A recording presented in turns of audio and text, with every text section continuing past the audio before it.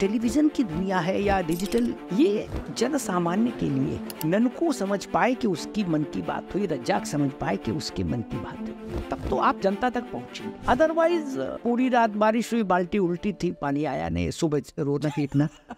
कांग्रेस में कोई बेचारा बहुत प्रभावशाली इसलिए नहीं मैं कहूंगा क्योंकि वो सब नेहरू जी और इंदिरा जी की छाया में। भाई गोविंद वल्लभ पंत जब कुछ उत्तर प्रदेश में जमे तो पंडित जी ने उनको हटा दिया।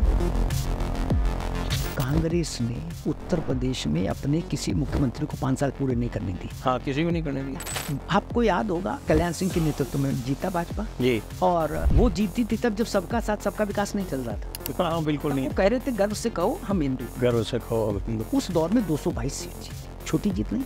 चरण सिंह जी जब राजनीति के उसमें थे, शिखर पर थे। मुलायम सिंह, शरद यादव तो बच्चे थे वहाँ बाहर बैठने वाले। शरद यादव, मुलायम सिंह, देवीदास, वीरू पटनायक, शरद जोशी, इस तरह के लोग तो उनके शिष्यत्व में बैठते। उनके पुत्र ने क्या किया?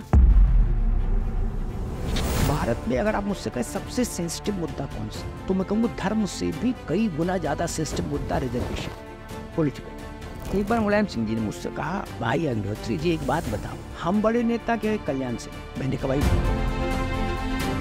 मैं आपको बताता हूँ संजय भाई, नई बात। आप मुझसे अगर कहें कि अमिताभ जी भारत के पिछले 75 वर्षों में सबसे ज्यादा जो जैसे है वैसे ही, कोई पाखंड नहीं, नो हिपोक्रेसी एट ऑल वाला राजनेता कौन है, मैं कहूँगा वन एंड ओनली काशीनाथ। दलित और पिछड़े के मन में ये बात बैठ गई कि ये आरक्षण के साथ कुछ ना कुछ तो है। भाजपा को ये लगा कि हमारे कंठ पर जनता को भरोसा, हमने कह दिया नहीं। सास को जितना समर्थन देना था दे दिया, जितना आशीर्वाद देना था, जब वो बहू थी, सास भी कभी बहू थी, तो जब बहू थी तो पूरा आशीर्वाद दिया जनता ने।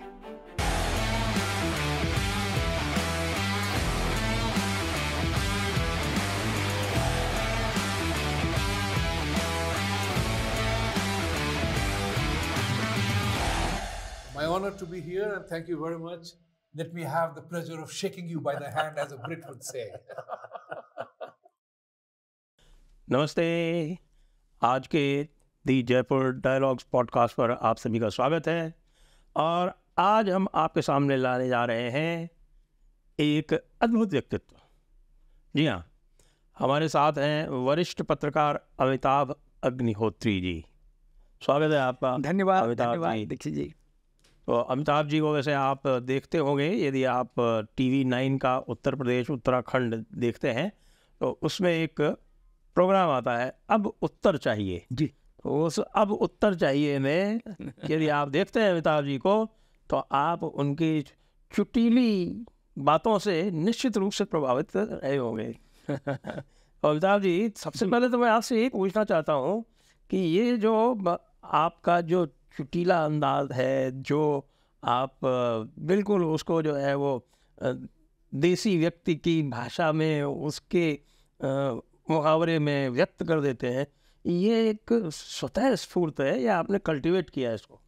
अरे संजय जी देखिए, ये है तो स्वतः स्फूर्त।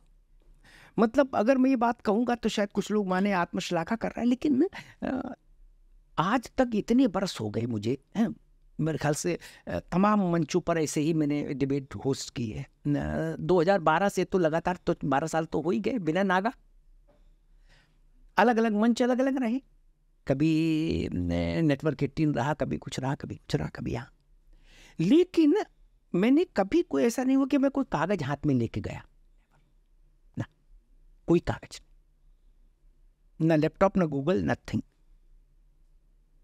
मैं कहता भी हूं कि मैंने देश को अपने पांव पांव जाना समझा पढ़ा है। और मैं मानता हूं कि जो टेलीविजन की दुनिया है या डिजिटल, और टेलीविजन में एक ही कोटे में रख के बात कर रहा हूं, ये जो दुनिया है ना, ये जन सामान्य के लिए है। ननको समझ पाए कि उसकी मन की बात हुई, रज्जाक समझ पाए कि उसके मन की बात हुई, तब तो आप जनता तक पहुंचेंगे। अदरवाइज पूरी रात बारिश हुई, बाल्टी उल्टी थी, पानी आया नहीं, सुबह रोना पीटना।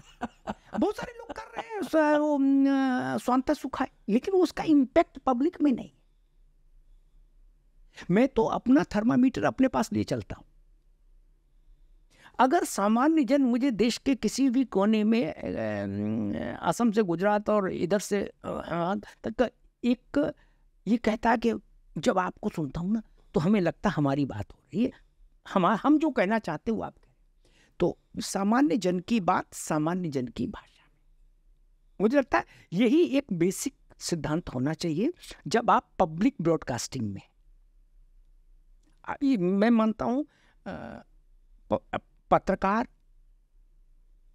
अभिनेता और नेता तीनों को ऐसा ही होना चाहिए। हाँ, लेकिन आजकल के नेता तो थोड़े अलग किस्म के हो गए। मैंने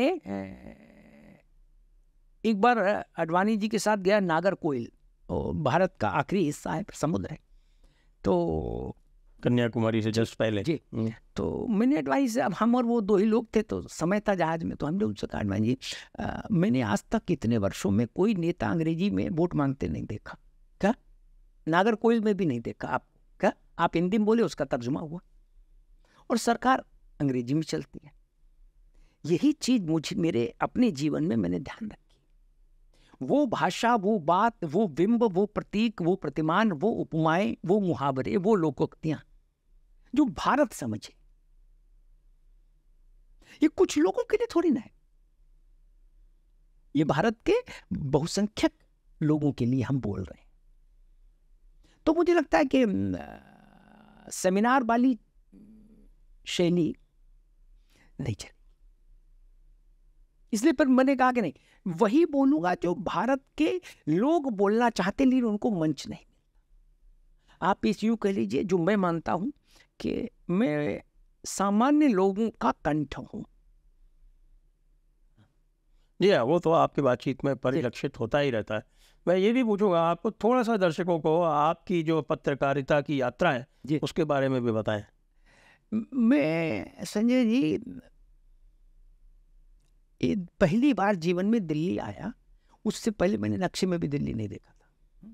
पहली बार आया तो आपका घर फर्रुखाबाद। मेरा परिवार अकादमिक परिवार था। मेरे पिता एक पोस्ट ग्रेजुएट कॉलेज में प्रिंसिपल थे, पहले हिंदी के विभागाध्यक्ष थे, फिर प्राचार्य भी रहे। वो बिल्कुल विशुद्ध भारतीय आचार्य थे। तो हम 4 भाई बहन थे।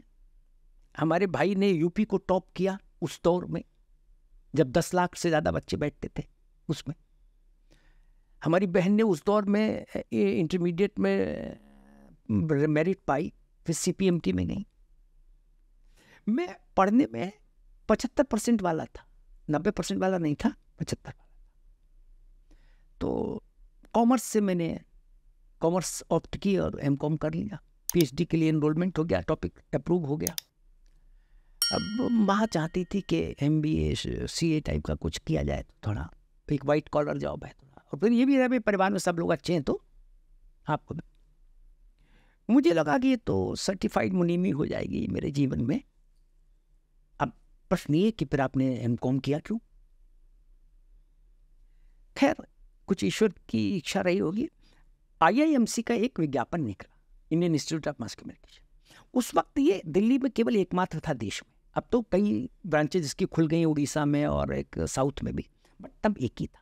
देश भर से 28 बच्चे लेता था, written test, GK, interview, group discussion and all करके। सोचिए 28 बच्चे। मैंने फॉर्म भर दिया, मेरा सिलेक्शन हो गया, मैं आ गया दिल्ली। आप सोचिए ऐसी स्थिति कि गांव के बच्चे को आप सीधे चौपाटी पे उतार दें मुंबई के। मेरी समझ ही ना आए कि क्या माहौल है। उस जमाने में भी IIMC में 12-13 अन्य देशों के बच्चे भी अलग अलग प्रोग्राम्स में पढ़ते थे, और मैं वहां से आया। वहां से एक कमरा किराए पर लिया, एक साथी को साथ में रखा ताकि खर्चा शेयर हो जाए। स्टोव पर खाना बनाया, खाया, बर्तन धो के रखे। और फिर ये मेरे अंदर एक कमिटमेंट जरूर था, प्रतिबद्धता थी कि नहीं, अब यही कुछ करके दिखाना है। संघर्ष किया धीरे धीरे। वहां से संयोग ऐसा रहा, प्रभु की कृपा, कि मैं IIMC से टॉप करके निकला। अच्छा। तो जब टॉप करके निकला तो मुझे गलत फहमी हो गई। उम्र भी तब गलत फहमी वाली ही थी। मुझे गलत फहमी हो गई कि भाई अरुण शौरी और खुशवंत सिंह के बाद मैं हूँ। लेकिन जब वहां से कैंपस से बाहर निकला और 516 नंबर की बस पकड़ी, तो समझ में आ गया कि नहीं यार, वो तो गलत फहमी थी। क्या अपने को तो अभी बहुत तपती जमीन पर चलना है। दैनिक जागरण दिल्ली से आ रहा था, यूपी की सीमा लांघकर दिल्ली, पहला एडिशन। कमलेश्वर जी संपादक थे, बहुत बड़ा नाम कमलेश्वर। मैंने भी अप्लाई किया, टेस्ट वेस्ट हुआ, इंटरव्यू हुआ, कमलेश्वर जी बड़ा प्रसन्न हो गए। वो उनका कि ये बच्चा बहुत आगे जाएगा, अच्छा है। मैं जागरण में आ गया, पहले डेस्क पर रहा, फिर नेशनल ब्यूरो में आ गया। और जब मैं नेशनल ब्यूरो में आया तो वो समय था 90, 91, 92 वाला, जब अयोध्या का मसला उफान पे था। और जागरण से बड़ा कोई अखबार नहीं था अयोध्या के लिए। यूपी का प्राइम न्यूज़पेपर था। जैसे एक दौर में राजस्थान में पत्रिका या मध्य प्रदेश में नई दुनिया रही, वैसे जागरण। अब उसका मैं बीजेपी और संघ परिवार कवर करने वाला रिपोर्टर, तो उससे एक आपको स्थायित्व मिला। और मतलब मेरे जीवन की सबसे पहली सार्वजनिक उपलब्धि थी कि जो 6 दिसंबर 1992 को कार सेवा हुई, जिसमें वो विवादित ढांचा टूटा, उसकी डेट का अनाउंसमेंट मैंने घोषणा से 3 दिन पहले छाप दी थी डेट। अच्छा जी, क्या पता कि 6 दिसंबर को होगी निर्णायक कार सेवा। जब मैंने छाप दी तो छोटा सा किस्सा बता ही देता हूँ, बाद में आप एडिट कर लीजिएगा, जितना उपयोगी वो चला जाएगा। कि नरेंद्र मोहन जी संपादक थे, मालिक भी थे और संपादक भी थे। मेरे प्रति उनका बड़ा स्नेह था, लेकिन अगले दिन उन्होंने मुझे बुलाया, उनके सामने हिंदू से लेके और दुनिया के बड़े बड़े अखबार सब रखे। बोले, भाई किसी ने डेट नहीं लिखी, आपको कहाँ से पता लग गई डेट? मैं 23 साल का, मैंने साहब अब मैं तो लिख दिया, छप गई, अब क्या कर सकता हूँ, हो गया, अब तो ये अनडन तो नहीं हो सकता। हाँ, ये उसकी तरह तो है नहीं कि डिलीट हो जाए या अपडेट हो जाए जैसे आजकल हो जाता है कि आपने जागरण की प्रतिष्ठा को दांव पर लगा दिया है। मैंने ऐसा, दांव पर तो लगी है, लेकिन हो सकता है कि जागरण के माथे रोली चंदन लग जाए। बोले, भाई तुम जाओ। दूसरे तीसरे दिन धर्म संसद हुई और उसमें मुझे याद है रामनाथ सुमन, अब तो रहे नहीं, उन्होंने अनाउंस की डेट। वो पुरोहित थे, मतलब इस पूरे वैचारिक परिवार के मुहूर्त निकालने वाले वही भी थे। तो अशोक सिंघल ने कहा कि अब आचार्य सुमन जी तिथि अनाउंस करेंगे। मैंने ये सुनी तिथि तो मैं आकाश पर पहुंच गया। जब मैं लौटा तो मैं आपको कहूँ, मैं अब वो है नहीं, स्मृति शेष है नरेंद्र मोहन जी, लेकिन मैं उनका स्मरण करता हूँ। वो उन्होंने अपने आसन से उठकर मेरा स्वागत किया, मुझे गले लगाया, कहा अमिताभ तुमने मेरी छाती चौड़ी कर दी। जागरण पूरे दुनिया में अकेला अखबार है जिसने तारीख बताई। और ये वो दौर था संजय भाई जब आईबी चीफ संतों के यहाँ बैठे रहते थे, मैंने देखा तारीख जानने के लिए। तो वहां से फिर आपको एक वो आपका वो भरोसा बनता है, आपकी थोड़ा अपने में विश्वास जमता है। वहां से फिर यात्रा शुरू हो गई, चलती रही, खड़ामा। और जिस वक्त हम पत्रकारिता में आए उस वक्त एक ऐसा भारत का काल था कि संसद बहुत जल्दी भंग हो रही थी, सरकारें गिर बन रही थी। तो हमने 6-7 लोकसभा चुनाव जितने समय में देख लिए। हमसे पूर्व वाले लोग अगर 7 चुनाव देखते तो उनको 35 साल लगते। हमने देखा सबका, चरण सिंह, विश्वनाथ प्रताप, वो ये देवेगौड़ा, गुजराल, कल बना आज हटा। तो वो भारत की राजनीति का फास्ट फॉरवर्ड वाला दौर था। तो मुझे इस बात पर कभी कभी संतोष होता है कि मैंने पांव 7 बार भारत के आम चुनाव अपनी प्रत्यक्ष आंखों से देखे, हेलीकॉप्टर से नहीं। तो मैं समझ सकता हूं कि भारत सोचता कैसे है, सामान्य जन का अपना चिंतन क्या है और वो क्या चाहता है हमसे और राजनेताओं से।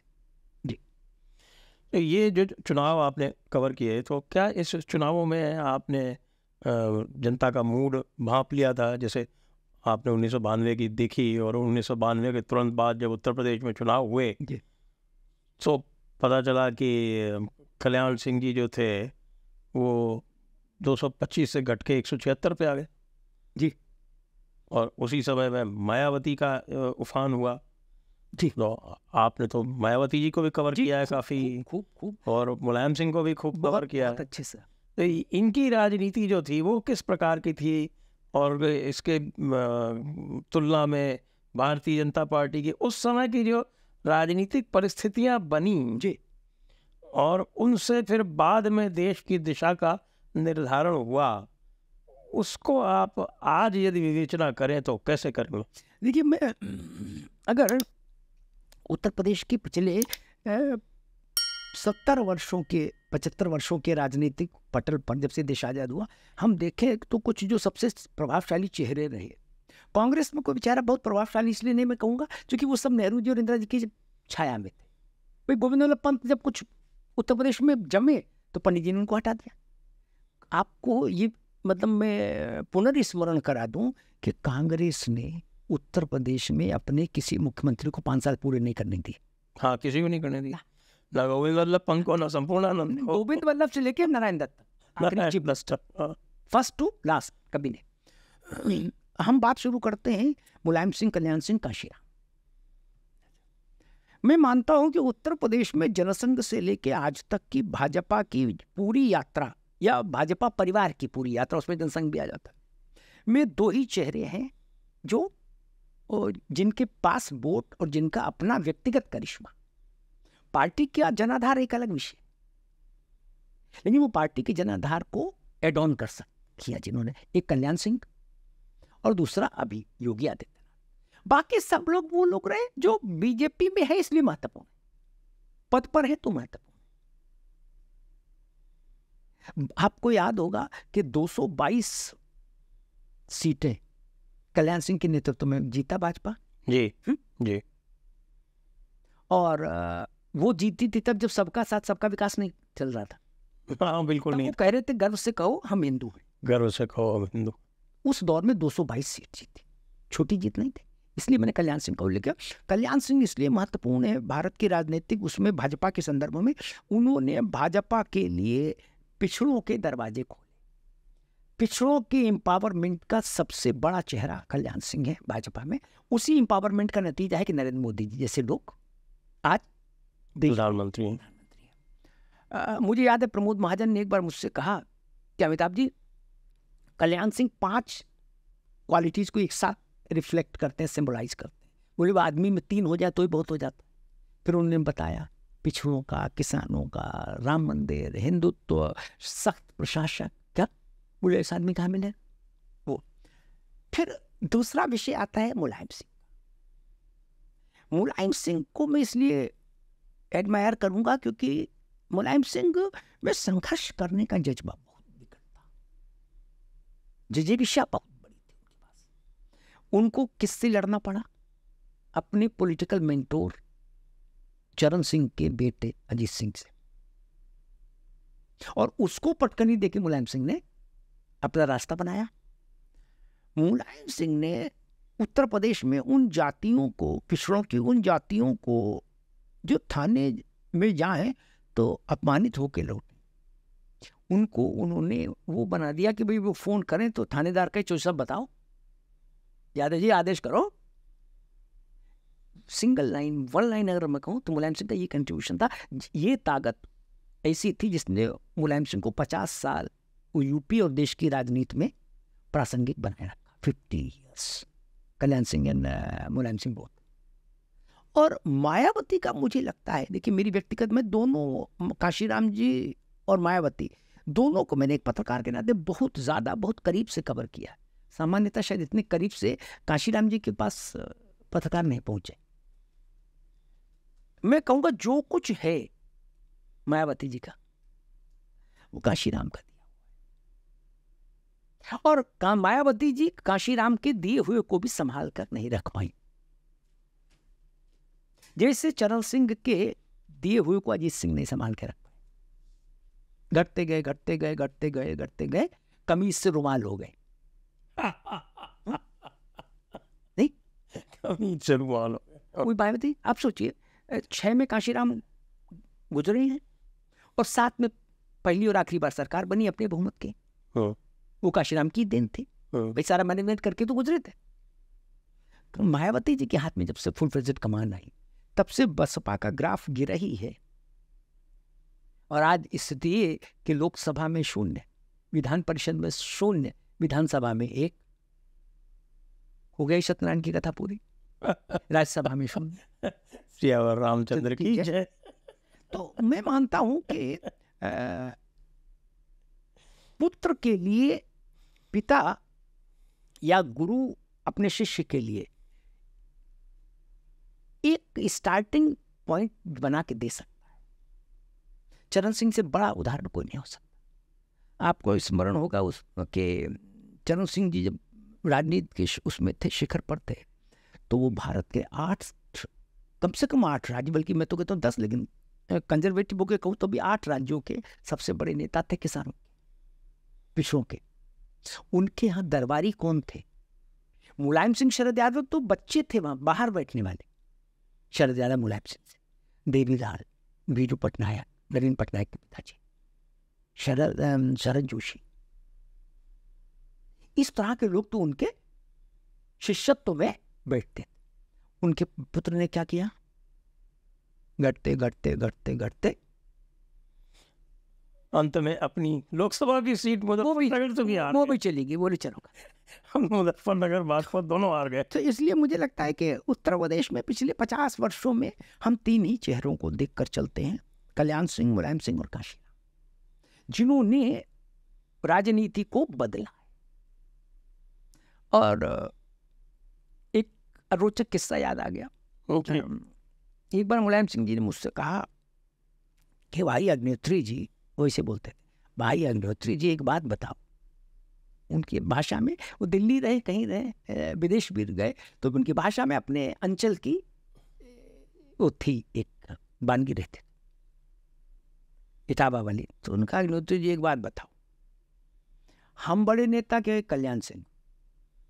मैंने कहा भाई मैं नहीं इसमें पढ़ूंगा ना, आप दोनों आपस में देखो, मुझसे क्या लेना देना, मैं तराजू लेकर दौड़ने बैठा हूँ। वो अपनी पार्टी के लिए बड़े नेता हैं, आप अपने बोलो अब आप बताओ बड़ा कौन। मैंने भाई नेता की हमको ना फंसाओ, अनौपचारिक चर्चा हो रही है। बोले अच्छा चलो हम बताते हैं एक बात। अब जो उन्होंने कहा वो बड़ी बात है, वो राजनीति शास्त्र के विद्यार्थियों को सीखनी चाहिए। उनका अग्निहोत्री जी उस वक्त मुलायम सिंह की पार्टी के ठीक ठाक सांसद लोकसभा में जीत के पहुंचे थे।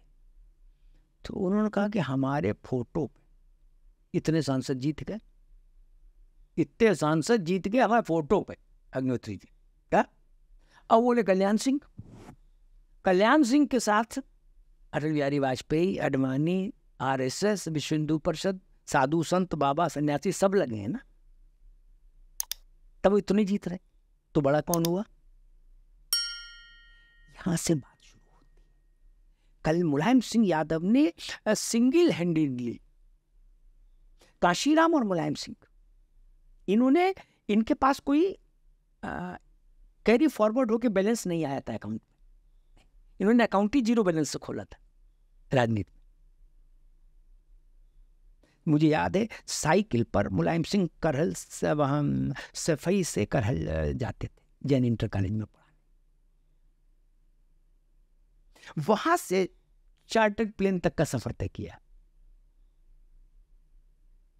और एक बार मैंने कहा था कि भाई अखिलेश जी को एक बार अपने दम विजय हासिल करनी होगी, तब जाके उनका मूल्यांकन होगा उस ढंग से। और कारण कुछ भी रहे हो, लेकिन इस लोकसभा चुनाव में कम से कम अखिलेश यादव ने वो एक लैंडमार्क अचीव कर लिया। नेताजी 35 तक हाईएस्ट स्कोर था उनका, अखिलेश यादव का 37 हो गया। तो उस संदर्भ में, लेकिन मैं कहूँगा फिर भी नेताजी ने जिस कठिन परिस्थिति में पार्टी को खड़ा किया और इतना बड़ा एक वर्चस्व स्थापित किया, सामाजिक स्तर पर ये 3 ही आइकॉन है यूपी में, काशीराम, कल्याण सिंह और मुलायम सिंह, जो सोशल आइकॉन भी है पॉलिटिकल के साथ साथ। मतलब उनकी जो बिरादरियां हैं समर्थन करने वाली, उनके से आप अनौपचारिक बातचीत करिए कभी, तो वो कहते हैं भैया हमें तो कौन पूछता था, वो तो कल्याण सिंह हुए तो हमारी पूछ हुई, या मुलायम सिंह हुए तो हमारी पूछ हुई। दलित से यूपी में पूछिए, वो कहेगा मायावती कुछ करें नहीं करें हमसे मतलब नहीं। क्या बोले? हमारी दुर्गति थी, जानवर की तरह हम ट्रीट होते थे। बोले अब किसी की हिम्मत नहीं, बहन जी सरकार में हो या ना हो। आपने जातियों को एम्पावर कर दिया, ये कंट्रीब्यूशन बड़ा हो जाता है संजय जी। पार्टी को जिताना हराना अलग बात है, पूरे सोशल, एक बड़े सोशल सेगमेंट को आप अपलिफ्ट कर दें, वो एक मिरेकल बड़ा है जो सब लोग नहीं कर पाते अपने जीवन में। तो ये आपने कांशीराम का उल्लेख किया, तो कांशीराम की जो राजनीति थी उसको बहुत समाज के कई क्षेत्रों में उसको विद्वेष की राजनीति भी माना जाता है। जी। और आज भी आप देख रहे हैं कि कुछ चंद्रशेखर जैसे लोग जो हैं वो यही मान के कि वो विद्वेष की राजनीति सफल हुई थी, और मायावती जी चूँकि ठंडी पड़ गई हैं और वो जो है वो सभ्य भाषा में बात करने लगी हैं, इसलिए वो डाउन जा रही हैं।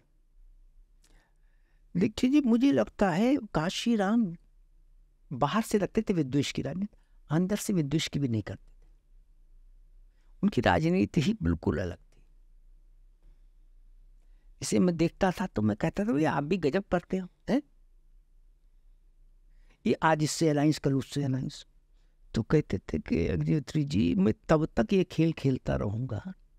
सोचिए, जो उन्होंने मुझसे कहा, मैं मूल्यांकन वहीं से करूंगा। बोले तब तक मैं ये खेल खेलूंगा जब तक मेरा वोटर, जो समाज के सबसे निचले पायदान पर खड़ा है, वो इतना सक्षम ना हो जाए कि अपने दम चुनाव लड़ सके, पर्चा भर सके, गाड़ी घोड़े का इंतजाम कर सके, है सुरक्षा के साथ, समान अवसर व्यवहार के साथ चुनाव लड़ने लायक ना हो जाए। अब बोले जल्दी जल्दी करूंगा, मेरे पास समय नहीं। मैंने एक बार कांशीराम से पूछा, कांशीराम जी आप ये बड़े संपन्न लोग, पैसे वाले और अपर कास्ट के, इनको क्यों टिकट दे रहे हैं? शुरुआती दौर की बात बता रहा हूं। तो उन्होंने कहा अग्निहोत्री जी, दो कारण है। उसमें पहला बड़ा कारण ये कि ये हमारी जात के लोगों को वोट डलवा देंगे क्या, अन्यथा हमारी जात के लोग वोट ही नहीं डाल पाएंगे। उन्हें सुरक्षा चाहिए ना जिले में, इलाके में, नहीं तो लोग वोट नहीं डालने देंगे। वो दौर याद कीजिए 80s का। दूसरी बात उन्होंने कहा कि हमारे लोगों के पास अभी संसाधन नहीं है, तो बोले 2 4 5 चुनाव में ऐसे निकालूंगा क्या, फिर मेरे लोग इस लायक हो जाएंगे तो बोले हटा दूंगा। मैं आपको बताता हूं संजय भाई, नई बात, आप मुझसे अगर कहें कि अमिताभ जी भारत के पिछले 75 वर्षों में सबसे ज्यादा जो जैसे है वैसे ही, कोई पाखंड नहीं, नो हिपोक्रेसी एट ऑल वाला राजनेता कौन है? मैं कहूंगा वन एंड ओनली कांशीराम। सीधी बात, सुखी रहना, कुछ नहीं। कांग्रेस के साथ अलायंस से बोले कांग्रेस नागनाथ है, फिर भाजपा के साथ अलायंस किया, उसी दिन बोले भाजपा सांपनाथ है। बोले फिर आपने क्यों किया? बोले हमको अपनी पार्टी आगे बढ़ानी, तो इनका कंधा चाहिए ना, ये लोग बड़े लोग हैं। ये कोई नहीं बोल सकता, ये सिर्फ कांशीराम में साहस था।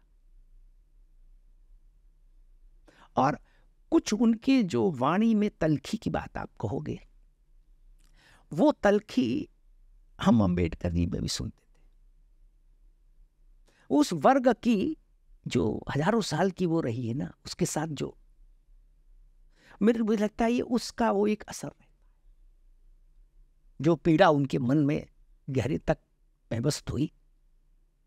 तो कभी तलखिया नहीं, लेकिन वो बहुत प्रैक्टिकल व्यक्ति थे कांशीराम।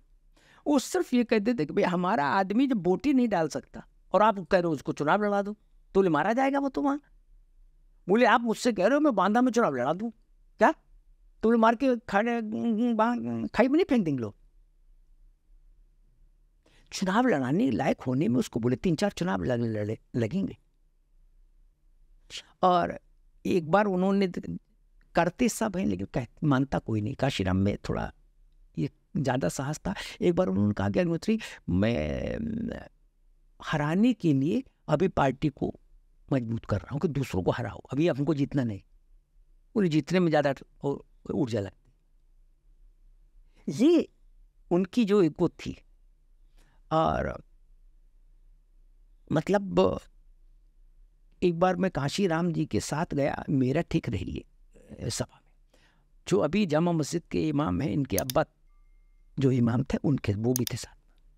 तो उस सभा से पहले हुआ कि खाना वाना खा रहे थे, तो उनके कार्यकर्ता खाना खिला रहे थे। तो मैंने कुछ ऐसे ही मजाक में कहा काशीराम जी और मायावती जी। तो उनके कार्यकर्ताओं ने कहा कि आप साहब के साथ आए हो, काशीराम को साहब बोलते थे, साहब के साथ आए हो, आपका सम्मान है, सिर माथे, लेकिन ये हमारे लिए देवता हैं, हम इनके लिए बारे में कुछ नहीं सोच सकते, नॉट एट ऑल। जैसे मैं एक नई स्थापना करता हूं भारत के राजनीतिक पटल पर, अगर देवता जैसा स्थान किसी को मिला तो वो केवल अंबेडकर को मिला अपने वर्ग में। अंबेडकर भगवान हो गए, उनकी चित्र पूजा घर में दलित ने रखा, बाकी किसी का नहीं रखा, गांधी का नहीं, नेहरू का नहीं, किसी का नहीं। सही हूं मैं? करेक्ट। और दलित केवल काशी। उसके बाद अंबेडकर के बाद बहुत नेता हुए, जगजीवन राम से लेकर बीपी मौर्य तक, और हर राज्य में एक दलित नेता हुआ, आपके यहाँ भी हुए। लेकिन देश में अगर कोई नेता हो जो उस वर्ग ने माना तो काशीराम को माना, और काशीराम को भी अंबेडकर जैसा नहीं, लेकिन कंटेम्प्रेरी दलित लीडर से बहुत, रामविलास पासवान ने बहुत ऊंचे का दर्जा दिया। कारण वो देखते थे कि भाई इस आदमी ने हमको पॉलिटिकली रिलेवेंट बना दिया। अन्यथा कोई कांग्रेस की पालकी ढो रहा था तो कोई विपक्ष की पालकी ढो रहा था। जगजीवन राम जी के बारे में ये तो कहते हैं दलित कि भाई बाबूजी स्वतंत्र नहीं थे, वो इंदिरा जी वो उस वक्त के खड़गे थे। हाँ, वो लोग खड़गे थे। अब खड़गे जी को आप सोचे कि भाई दलित चेतना के प्रतीक है तो दलित हंस देगा, वो कहेगा उससे तो मायावती बनी, कम्युनिटी ट्विटर पे तो है, खड़गे जी नहीं हो सकते ना। तो बीपी मौर्य, जगजीवन राम से लेके रामविलास पासवान, मीरा कुमार, जो ये दलितों की लीडरशिप रही उसमें, और काशीराम में बेसमेंट और 20वां माला, उतना अंतर। तो ये दलित चेतना में ये जो विभक्ति आई, जिसमें से दलितों का एक वर्ग जो है वो रह गया बहुजन समाज पार्टी के साथ और दूसरे छोड़ के चले गए, यह अंतर क्यों और कब और कैसे हो? आपने एक बड़ा दार्शनिक शब्दों में सवाल रखा। मैं ये थ्योरिटिकल सवाल है, मैं इसका एक प्रैक्टिकल उत्तर देता हूँ। थ्योरी में कहाँ जाना? मैंने एक बार काशीराम जी से पूछा, मैं पहली बार ये रहस्योद्घाटन कर रहा हूँ, मतलब सार्वजनिक मंच पर। बता, मैं कभी सोचा था कि कभी किताब लिखूंगा तो ये सब चीजें लिखूंगा। मैंने काशीराम जी से कहा कि तमाम लोग जिन्होंने DS4 और वाम सेफ में प्राण दिया, इसके बैकबोन तो वही है। और मैंने कहा, मैंने आंखों से देखा कि तमिलनाडु का अधिकारी भी आपको अपने महीने में 1 दिन की तनख्वाह भेजता था। आप लोगों को लगता है यूपी ना, मैंने व्यक्तिगत देखा है, पूरे भारत से दलित सरकारी कर्मचारी पैसा भेजता था, मैंने देखा। तो मैंने कहा सब लोग बहुत लोग छोड़कर चले, और मायावती जी के व्यवहार से लोगों को शिकायत है। और ये वो लोग हैं जिनको आपने तराशा है। बांदा में लकड़ी की टाल से पर बैठे लकड़ी बेचने वाले को उठा लाया तो बाबू सिंह कुशवाहा बना दिया। हवाई चप्पल और पजामा और बनियान पहन के घूम रहे थे नसीमुद्दीन, उनको नसीमुद्दीन बना दिया। काशीराम ही ढूंढ के लाए। सोनेलाल पटेल, ये सब उन्हीं के क्रिएट किए हुए लोग। उन्होंने मुझसे जो बात कही वो आज पहली बार कह रहा हूं, मतलब गंगा जल हाथ में लेके समझ लीजिए। उन्होंने कहा कि अग्निहोत्री जी, जो आप कह रहे हो मैं सब देख रहा हूं और सब समझ रहा हूं, लेकिन मेरे पास अब इतना समय नहीं जीवन में कि मैं फिर से बसपा को जीरो से खड़ा कर सकूं और फिर कोई दूसरी मायावती क्रिएट कर सकूं। बोले एक मायावती को बनाने में इतने वर्ष लग गए और अब मेरे पास इतने वर्ष जीवन में नहीं है, मेरा स्वास्थ्य स्लाइड। आप याद करिए, कुछ उस समय के टिप्पणीकारों ने लिखा था कि खान अब्दुल गफ्फार खान ने जब गांधी जी से कहा कि हमको मरने के लिए छोड़ दिया आपने, रेडियो के भी, रेडियो के जवाहर का फैसला अच्छा नहीं, तो गांधी जी ने कहा था कि खान साहब मैं समझता हूं, लेकिन अब गांधी के पास समय नहीं। तो मुझे लगता है बसपा में जो कुछ गिरावट और दरकना आप कह रहे हैं ना, वो वैचारिक नहीं है, वो व्यवहारगत समस्याओं के कारण। कांशीराम खुले में बैठने वाले व्यक्ति थे, उनसे मिलना बहुत सहज था और पांव पांव चलते भी थे। कुछ लोग, हमारे एक मित्र हैं, वो डॉक्टर हैं बड़े देश के, वो कहते हैं कि अग्निहोत्री जी, जिसके पांव चले उसका सब चले शरीर। क्या सरल बात है। एक बात उन्होंने कही, एक सिद्धांत दिया, मैं राजनीति में भी इसको मानता हूं सिद्धांत, जिसके पांव चले उसकी सारी राजनीति चलेगी। कांशीराम जी से मिलना संभव था, इनसे नहीं। ये अंतर जो है ना, उसने भी बसपा को कमजोर किया। मायावती जी आप देखिए, 5 साल में 3 महीने निकलती हैं चुनाव के समय, और आप उनसे मिल भी नहीं सकते। कोई कार्यकर्ता इच्छा करे कि आज मैं अपने नेता को देखना चाहता हूं तो नहीं देख सकता। ये विषय मुझे लगता है कि व्यवहारगत समस्या है बस। जैसे 2007 की बात करें, 2007 में जब मायावती जी जीत के आई थी, तो उन्होंने जो है वो थोड़ा परिवर्तन किया था। सतीश चंद्र मिश्रा को साथ में लेके आई थी, और क्या साहब के हाथी चलता जाएगा, ब्राह्मण शंख बजाएगा, क्या है कि चढ़गुंडों की छाती पर मोहर लगेगी, हाथी मोहर लगेगी हाथी पर। तो ये इस तरह की बातें करके वो आई थी। लेकिन जब आई तब उन्होंने ब्राह्मण वर्ग को अपमानित करने में कोई रत्ती भर का संकोच नहीं किया। मुझे लगता है महत्वपूर्ण व्यक्ति वो जो जोड़ता रहे, क्योंकि क्षरण तो स्वाभाविक प्रक्रिया है। हम लोग शरीर के लिए देखें, कुछ न कुछ खाते हैं टॉनिक, विटामिन, ताकि जो क्षरण है वो संतुलित हो जाए। राजनेताओं को भी ये करना चाहिए। मायावती जी की पूरी राजनीतिक यात्रा देख लीजिए, वो क्षरण की राजनीतिक यात्रा है। छूट रहा है, कुछ टूट रहा है, कुछ बिखर रहा है, वो महल में बैठी है एकांत। बताइए, आज सतीश जी तो अब मुख्य भूमिका में रखे नहीं गए, सतीश मिश्रा जी। भतीजा भी रखा, फिर 47 दिन पहले का वो ना समझ है, फिर कहा इसको समझ बहुत आ गई 47 दिन के भीतर। तो अब लोग कह रहे दुनिया में कहाँ ऐसी डिग्री मिलती 47 दिन में परिपक्व हो जाए बालक। खैर, वो तो कहने का बात ही, आप माइक्रोस्कोप लेके देखिए, लेंस जिससे हाथ देखा जाता है वो वाला लेंस लेके देखिए कि बसपा में पूरे देश छोड़िए यूपी में पहचाने जाने वाले चेहरा है क्या? कोई नहीं है। मायावती को हटा दें तो बसपा शून्य है। आप जानते हैं बसपा के जिला प्रदेश अध्यक्ष कौन है? विश्वनाथ पाल। नहीं जानते क्या? तो जिस मायावती जी को हटा दें, एक कांशीराम थे तो सोनेलाल पटेल, ओम प्रकाश राजभर, आर.के. चौधरी, मसूद अहमद, मतलब एक गैलेक्सी थी अलग अलग जाति समूहों के नेताओं की। अब सब चले गए, अब केवल मायावती जी हैं, वो भी देवी के तौर पर विराजित है। अब नवरात्र में ही पट खुलेगा तो फिर तो कैसे चलेगा? आइए चलते हैं आज की जो वर्तमान जो राजनीति चल रही है, और विशेषकर उत्तर प्रदेश में जी, क्योंकि उत्तर प्रदेश में आपकी बड़ी निकट दृष्टि रहती। तो उत्तर प्रदेश की राजनीति में इस वर्ष का जो लोकसभा चुनाव हुआ, बड़े अनपेक्षित परिणाम आए। देखिए, हम हमारे जयपुर डायलॉग्स पे हम चुनावी सर्वे भी करते हैं।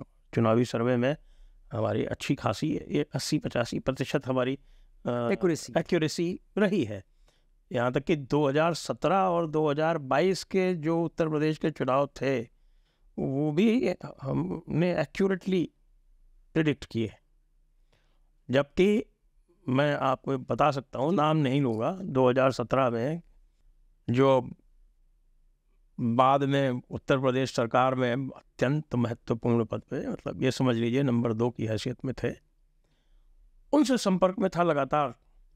और जो मैं फिगर दे रहा था उनसे फिगर ले रहा था कि भाई फीडबैक कि हमारे जो फिगर जा रहे हैं वो एक्यूरेट है या नहीं। अंत में उन्होंने कहा कि देखिए दीक्षित जी, हम जो है ना वो 200 से कुछ नीचे रह जाएंगे।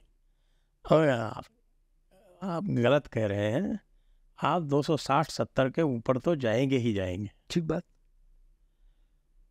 और हमने 260-265 प्लस का आंकड़ा दिया, वो 300 के पार चला गया, वो बात अलग है। और आप ये देखें कि जो अंदर बैठे हुए लोग जो थे, जिनके पास पूर्वांचल के एक पूरे हिस्से का दायित्व था, वो भी उसको पढ़ नहीं पाए। जी। यही 2022 में था। 2022 में जब हमने अपना आंकड़ा देना आरंभ किया और हमने कहा कि पहले फेज में भाई 40 से 46, तो हमारे पास बड़े, यानी कि भारतीय जनता पार्टी के राष्ट्रीय स्तर के कुछ बड़े लोगों के संदेश हैं कि भाई आप जो हैं वो लगता है कि अधिक आकलन कर रहे हैं। हमारे हिसाब से तो इस राउंड में मेरे ख्याल से 59 थी पहले राउंड में, वह हमारे ख्याल से तो 20-25 ही आ रही। वो गलत हुए, हम सही हुए जी। तो हमारा जो मीन था 272 था, 273 आई, ये शायद 273 था, 272 आई थी। तो इस बार जो है हम भी गलत हो गए, वो भी गलत हो गए। ऐसा क्यों हुआ? मैं इसके दो बुनियादी कारण मानता हूं। पहला कारण जो सबसे बड़ा, इसको मैं ज्यादा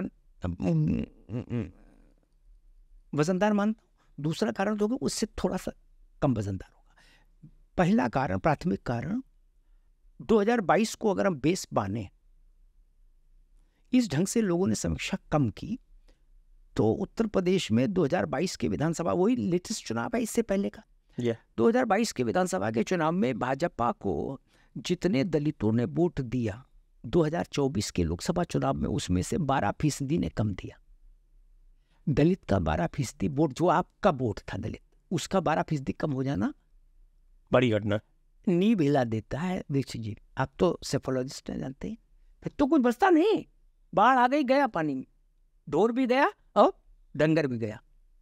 और 7% ओबीसी 22 के मुकाबले कम मिला आपको। कथा संपूर्ण हो गई, संपूर्ण रामायण हो गई। उसके बाद क्या चर्चा करना कि ये हार क्यों गए, वो जीत क्यों गए, व्यक्तियों में पड़ता ही नहीं। एक दूसरा कारण,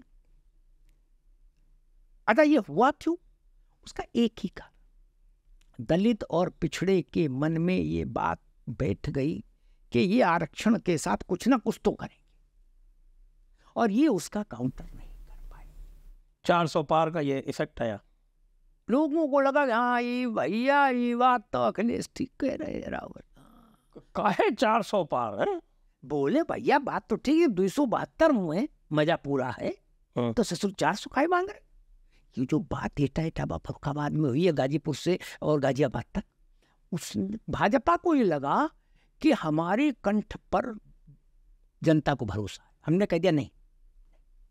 अच्छा है क्या, हमने 35-36 साल की अपने सक्रिय पत्रकारिता में ये देखा संजय जी कि भारत में अगर आप मुझसे कहें सबसे सेंसिटिव मुद्दा कौन सा, तो मैं कहूँगा धर्म से भी कई गुना ज्यादा सेंसिटिव मुद्दा रिजर्वेशन पॉलिटिकली। जिस मुद्दे में आपने आर बोल दिया इंग्लिश में रिजर्वेशन का, तो वो इलेक्शन घुस जाएगा, या आ बोल दिया आरक्षण का, तो भी गया। बिहार के चुनाव आपको याद है, भागवत जी ने कोई भैंस पानी में नहीं डाल दी थी, उनने कहा था समीक्षा हो सकती है, करनी चाहिए समय के साथ। लालू जी ने उसका क्या किया, भाजपा ध्वस्तीभूत हो गई उत्तर प्रदेश में। एक और एक चीज आपको और बता दूं, ये भी आपको अच्छी लगेगी कि आप उस विषय के विद्वान हैं। पूरे देश में भाजपा को जो दलित वोट मिलता था, उसमें 3% की कमी आई, 240 सीसीडी आ गई। 5% की कमी होती तो 210 से 215 सीट पे आती भाजपा। बाकी लेकिन मुख्य रूप से ये दो ही प्रदेशों में हुआ है। मैं थोड़ा बहुत राजस्थान में हुआ है, लेकिन महाराष्ट्र और उत्तर प्रदेश में मुख्य रूप से हुआ है। देखिए, जहां मध्य प्रदेश में नहीं हुआ, नहीं, जहां भाजपा विरोधी शिविर में बड़े चेहरे थे, वहां खेल हो गया। मध्य प्रदेश में कमलनाथ बेचारे वैसे वानप्रस्थ में है, वहां अखिलेश जैसा व्यक्ति नहीं था ना, और मायावती जैसा। इसलिए, और दूसरा कारण जो मैंने व्यक्तिगत महसूस किया गांव में, कस्बे में, खुद गूगल पर नहीं, मैं ऐसी 5 दर्जन सीटें बता सकता हूँ आपको, हाँ 5 दर्जन, जिनमें लोगों को ये लगा कि ये उम्मीदवार जो आया है ये हमारे मना करने के बाद भी दिया गया। हमने कहा आप इसको हटा के किसी को भेज दो, आपके नाम पर जिता देंगे, लेकिन हमारे साथ ये मतलब बल प्रयोग किया जाएगा क्या? हमने कहा भाई अमिताभ अग्निहोत्री को हटा दो, इनको टिकट मत दीजिए, इन्होंने 5 साल हमको दुखी किया, जनता ने कहा। और फिर या करीब 10 सीटें मैं इसी बता सकता हूँ, उत्तर प्रदेश मेरी ईश्वर की कृपा से यहाँ रहता, 10 सीटें मैं आपको इसे बता सकता हूँ जहां लोगों ने कहा ये कौन है उम्मीदवार कोई नहीं पहचानते थे। आपको एक प्रसंग याद हो, मैं उसका उल्लेख नहीं करूंगा, कि माला ही दूसरे को पहना दी जनता ने। आपने ऐसा उम्मीदवार लोकसभा के लिए क्यों उतारे? ये चुंगी का चुनाव है क्या? ये लोकसभा है मित्र। कृपा शंकर सिंह को टिकट देने के क्या कारण हो सकता है? मैं ये कृपा शंकर एक नहीं, मैं ऐसे तमाम कृपा शंकर 10 बता दूं उत्तर प्रदेश में, जो सब कृपा शंकर थे। होता क्या है, ये कई बार हमको ऐसा लगता है कि अरे क्या इसको दे दे, यही क्या, ऐसा नहीं होता। पब्लिक को टेकन फॉर ग्रांटेड नहीं ले सकता कोई। इंदिरा जी ने लिया था तो हमने 77 का चुनाव देखा। हम आपके साथ हैं, जनता की तरफ से कह रहा हूं, लेकिन आप भी हमारी इच्छा का सम्मान करें।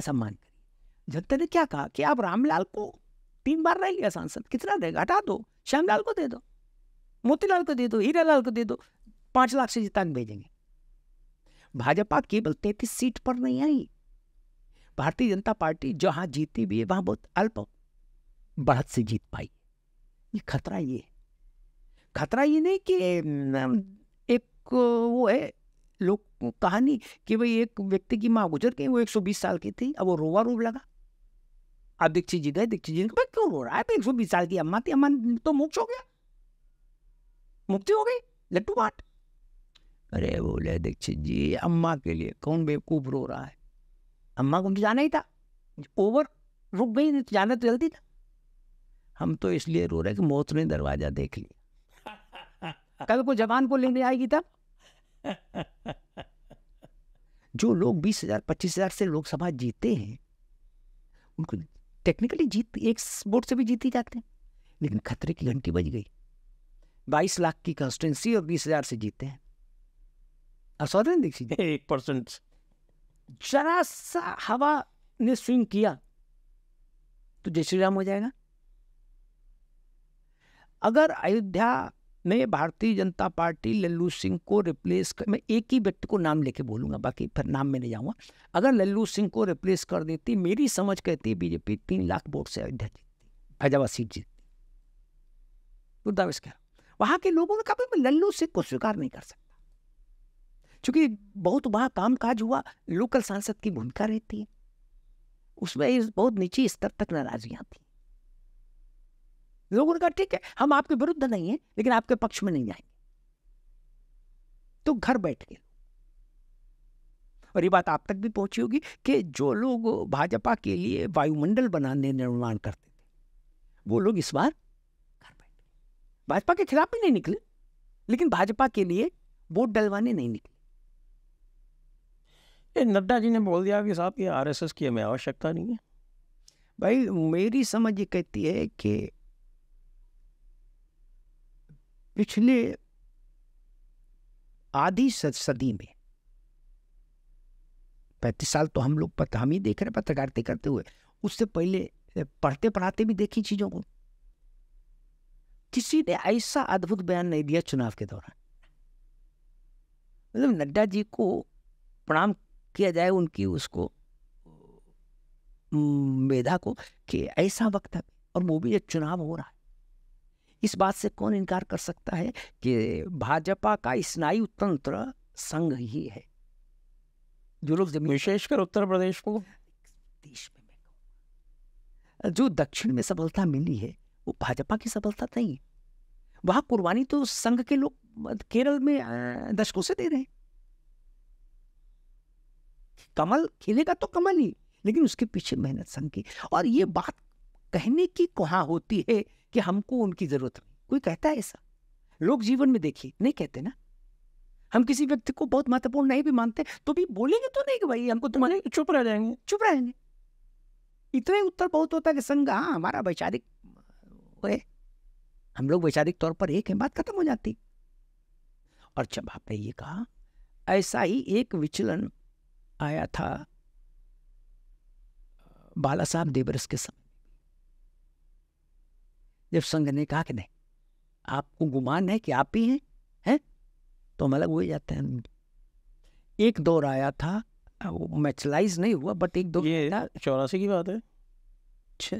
एक दौर आया था, इंदिरा जी जब जीवित थी उस 84 पहले की बात, तब एक दौर आया था कि बाला साहब देवरस और इंदिरा गांधी की मुलाकात हुई और दोनों नजदीक आ गए। तो फिर बाद में चीजें, वो समय नहीं हम लोग उस पर चर्चा करते, वो मैटलाइज हो जाती तो देश की तस्वीर बदल जाती। मुझसे भाऊराव देवरस ने कहा, बाला साहब देवरस के छोटे भाई, और भाऊराव देवरस को आप ऐसे समझिए कि अशोक सिंघल, रज्जू भैया और अटल बिहारी वाजपेयी इनके क्रिएटर भाऊराव, इनके क्रिएटर हैं भाऊराव। उन्होंने मुझसे एक बार कहा था कि अग्निहोत्री, मुझको लगता है कि देश हित में भाजपा और कांग्रेस को कुछ मुद्दों पर एक साथ आना चाहिए। तो वो बात बनी नहीं, इसलिए मैं कहता हूं कि आप संघ को भी टेकन फॉर ग्रांटेड लेंगे तो राजनीतिक तौर पर नुकसान होगा भाजपा। 2004 में क्या हुआ था उत्तर प्रदेश में? उस समय भी ये कहते हैं कि आरएसएस वाले घर बैठ गए थे। देखिए, मेरा मानना है 2004 में जिसमें 22 सीटें कांग्रेस को आ गई थी, आप उस चुनाव की बात कर रहे हैं? नहीं, वो तो 2009 में आई थी। 2009 में आई थी, अच्छा 2004 में 11 सीटें रह गई थी भाजपा की। बीजेपी। असल में क्या है, उत्तर प्रदेश में भाजपा का उत्थान कल्याण सिंह के साथ हुआ। ये मतलब ये बीज गणित का सूत्र है। आप कल्याण सिंह और भाजपा की नहीं पटी, कल्याण सिंह के जरिए जो वोट बैंक भाजपा से जुड़ा था, उसको लगा कि कल्याण सिंह की शक्ल में मेरा अपमान हो, भाजपा डिक्लाइन कर गई। और तब तक भाजपा के मार्केश नहीं टले पत्री में जब तक कल्याण सिंह दोबारा नहीं आए। अमित शाह जी जब 14 में प्रभारी बने उत्तर प्रदेश के, पार्टी ऑफिस जब वो पहुंचे, सारे नेता पहुंचे, लेकिन उन्होंने कहा कि कल्याण सिंह जी के घर मैं जाऊंगा।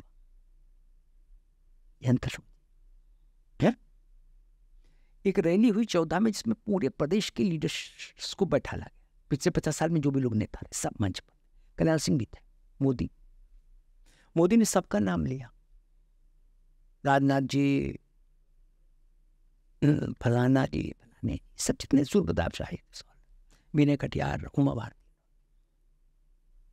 ओम प्रकाश सिंह, सब। और अंत में उन्होंने कहा, और हम सबके नेता आदरणीय कल्याण सिंह जी।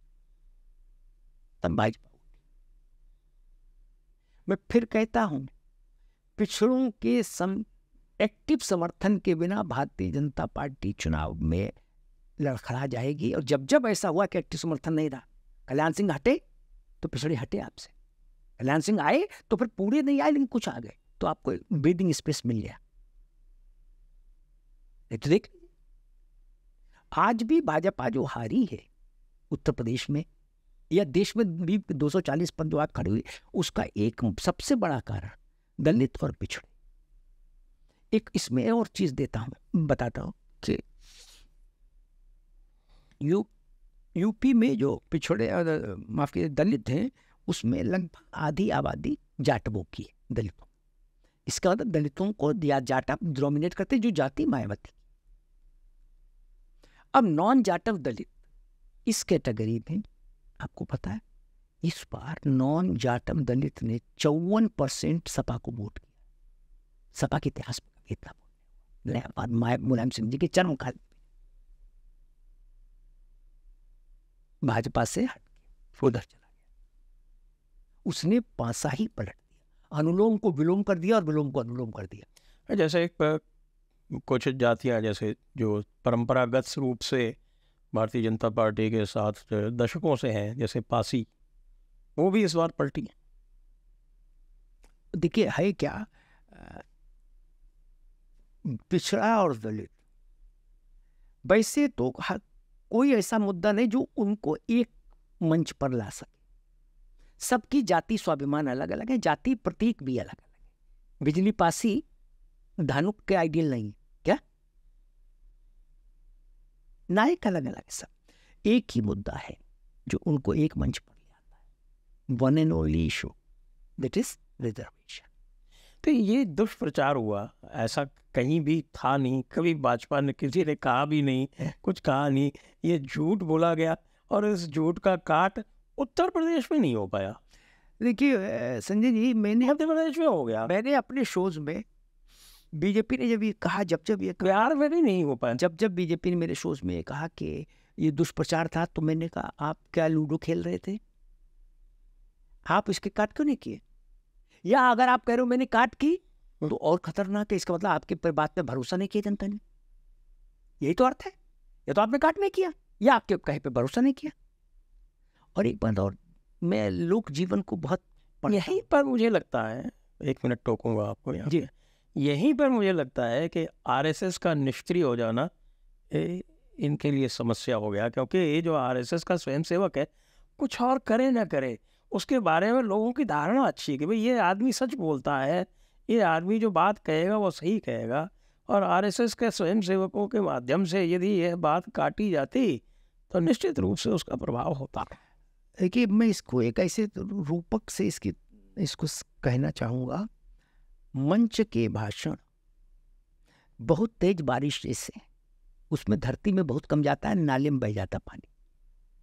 संघ का काम रात भर रिम झिम बारिश जो धरती को तृप्त कर देती है। अंडर करंट शब्द जो है ना, इसका निर्माण संघ ही करता है, मंच से नहीं हो सकता। हेलीकॉप्टर से अंडर करंट नहीं तो ओवर करंट पैदा होता है। ट्रांसफार्मर है नहीं, करंट बेकार हो जाता है, या आपकी झोपड़ी फूंक देगा। वो जो घर में जाकर बैठकर मोहल्ले में एक सामान्य प्रक्रिया में वो लोगों को जो समझाते हैं ना, संघ के लोग, और ये भी बात आपकी ठीक है कि संघ के लोगों के प्रति राजनीतिक लोगों के मुकाबले बहुत अच्छी धारणा है लोग, हाँ? कि भाई छल छद्म में ज्यादा नहीं रहते। राजनीतिक व्यक्ति की तो छल छद्म वाली छवि। और मैं तो कहता हूँ सब छोड़िए, अगर आप कह रहे हो कि दुष्प्रचार हुआ और आप दुष्प्रचार का उत्तर नहीं दे पाए, तो आपकी कमी है, कमजोरी, बात खत्म। क्यों नहीं दे पाए? आप मनरेगा में काम कर रहे थे, व्यस्त थे नहीं ना? अखंड पाठ पे बैठे थे नहीं? मौन व्रत थे नहीं? फिर क्यों नहीं कर पाए? चुनाव तो युद्ध है, आपके पास वाण नहीं थे, खत्म होगी बात। अब तो 29 में या 27 में होगा मुकाबला। लेकिन मेरी जानकारी कहती है और समझ भी कहती है कि उत्तर प्रदेश में दलितों और पिछड़ों का मन डोला, और वो आंकड़े भी बता रहे हैं मेरे पास। उस मन डोलने ने मतलब 7% ओबीसी शिफ्ट हो जाए 22 के मुकाबले, उसके बाद उत्तर प्रदेश में कुछ बचता ही नहीं संजय भाई। किसी भी कोण से कागज पेन लेके हम लोग बैठ ले, कोई नेता कुछ बोले नथिंग, 12% नॉन जाटव दलित चला गया आपसे, हो गया क्या? दलित वोट मुलायम सिंह से लेके आज तक कभी सपा को मिला ही नहीं इतना। दलित और सपा की कभी स्वाभाविक दोस्ती उत्तर प्रदेश में तो नहीं बनी है, तो विपरीत दिशा के लोग हैं, विपरीत दिशा के लोग हैं। उनमें गेस्ट हाउस काउंट उनको दिमाग में आज तक है, वो है। और ग्रामीण परिवेश में है तो इनका सदैव कॉन्फ्लिक्ट रहा है, वहां तो मुकदमाबाजी है। फिर भी लोगों ने कहा कि नहीं यार, आरक्षण 400 पार क्यों जा रहा, आरक्षण तो बचना चाहिए। तो बोले क्या करो? बोले अखिलेश को मजबूत करो। इसलिए मैं कई बार समाजवादी पार्टी के मित्रों से कहता हूं कि ये फिल्म हिट हो गई क्या आपकी? सुपर ये क्या काठ की हांडी है? ये एक ही बार चढ़ेगी या बार बार चढ़ जाएगी? नहीं, मुझे लगता है ये एक फिल्म हिट हुई है, अभी बाजार इसको सुपरस्टार नहीं मानेगा समाजवादी पार्टी को। वो देखेगा कि 1-2 फिल्म इनकी और हिट हो तो मानेगा स्थायी करिश्मा है, वरना एक बार का राजनीतिक प्रयोग कई बार। जैसे मैं एक उदाहरण दूं आपको, 2009 में मुलायम सिंह और कल्याण सिंह ने लाल टोपी लगा ली एक मंच पर, सब में नहीं लगी, सिर्फ एक ही मंच पर लगाई थी, एटा में। उसका बाय डिफॉल्ट अर्थ ये हुआ कि मुसलमान सपा से भाग गया, भाजपा को देता नहीं। राहुल गांधी की कांग्रेस को 22 सीट मिल गई। राहुल जी बोले हमारे कारण आ गए, कांग्रेसियों का भाई साहब आप ये कहना बंद कर दो कि राहुल जी सफल नहीं हो रहे। मैंने क्यों, 22 सीट यूपी से, बाबू गलत फहमी में न रहो, एक चुनाव और हो जाने दो, पुनः मुझको बाप। वो कल्याण सिंह मंच पर थे मुलायम सिंह के, इसलिए बात खत्म हो गई। आरक्षण से भयभीत था दलित और पिछड़ा। अगर अगले चुनाव में उसको ये आश्वस्ति हो गई कि आरक्षण को कोई माई का लाल छेड़ नहीं सकता। मोदी जी ने कहा तो कई बार, लेकिन कोई असर नहीं हुआ। वही आपकी बात कि वो अच्छा एक बात, मूसलाधार बारिश थी उनकी, मूसलाधार बारिश थी, तो उसमें आप पानी स्टोर नहीं कर सकते और धरती फिर उमस और पैदा कर देती। रात भर बरसे तो पृथ्वी की प्यास बुझे। राजनीति की पृथ्वी भी वैसी है, मुझे ऐसा लगता है। इससे सीखेगी भाजपा तो ठीक, और नहीं सीखेगी तो फिर कठिन हो जाएगी स्थिति। जब एक बात और आती है कि साहब योगी जी को महत्व नहीं दिया गया टिकट वितरण में, उनकी बात नहीं मानी गई, और यह बात जो है यह इसका भी दुष्प्रचार खूब हुआ, इसका खंडन भी नहीं किया गया जी। जैसे दो बात कहीं कि साहब देखिए कि वो केजरीवाल ने खड़े होकर कहीं, और केजरीवाल तो बड़े नाटककार है, आपको पता है, भरत मुनि के बाद वही पैदा हुए। तो उन्होंने कहा कि भाई अमित शाह को ये बनाना चाहते हैं प्राइम मिनिस्टर, और मोदी जी तो हट जाएंगे साल भर बाद, अमित शाह बनेगा। उसको जानकारी दी कि अमित शाह को लोग पसंद नहीं कर रहे हैं। चलिए, उत्तर प्रदेश के लोगों के लिए कहा विशेषकर से, और दूसरी बात कि ये 400 इनकी आएंगी तो ये योगी जी को हटा देंगे। इसका प्रतिकार अमित शाह ने किया कि भाई मोदी जी ही रहेंगे 5 साल, दूसरी बात का नहीं किया। जी, सवाल आपका बिल्कुल वाजिब है, और मैं इसमें एक चीज जो और जोड़ूंगा।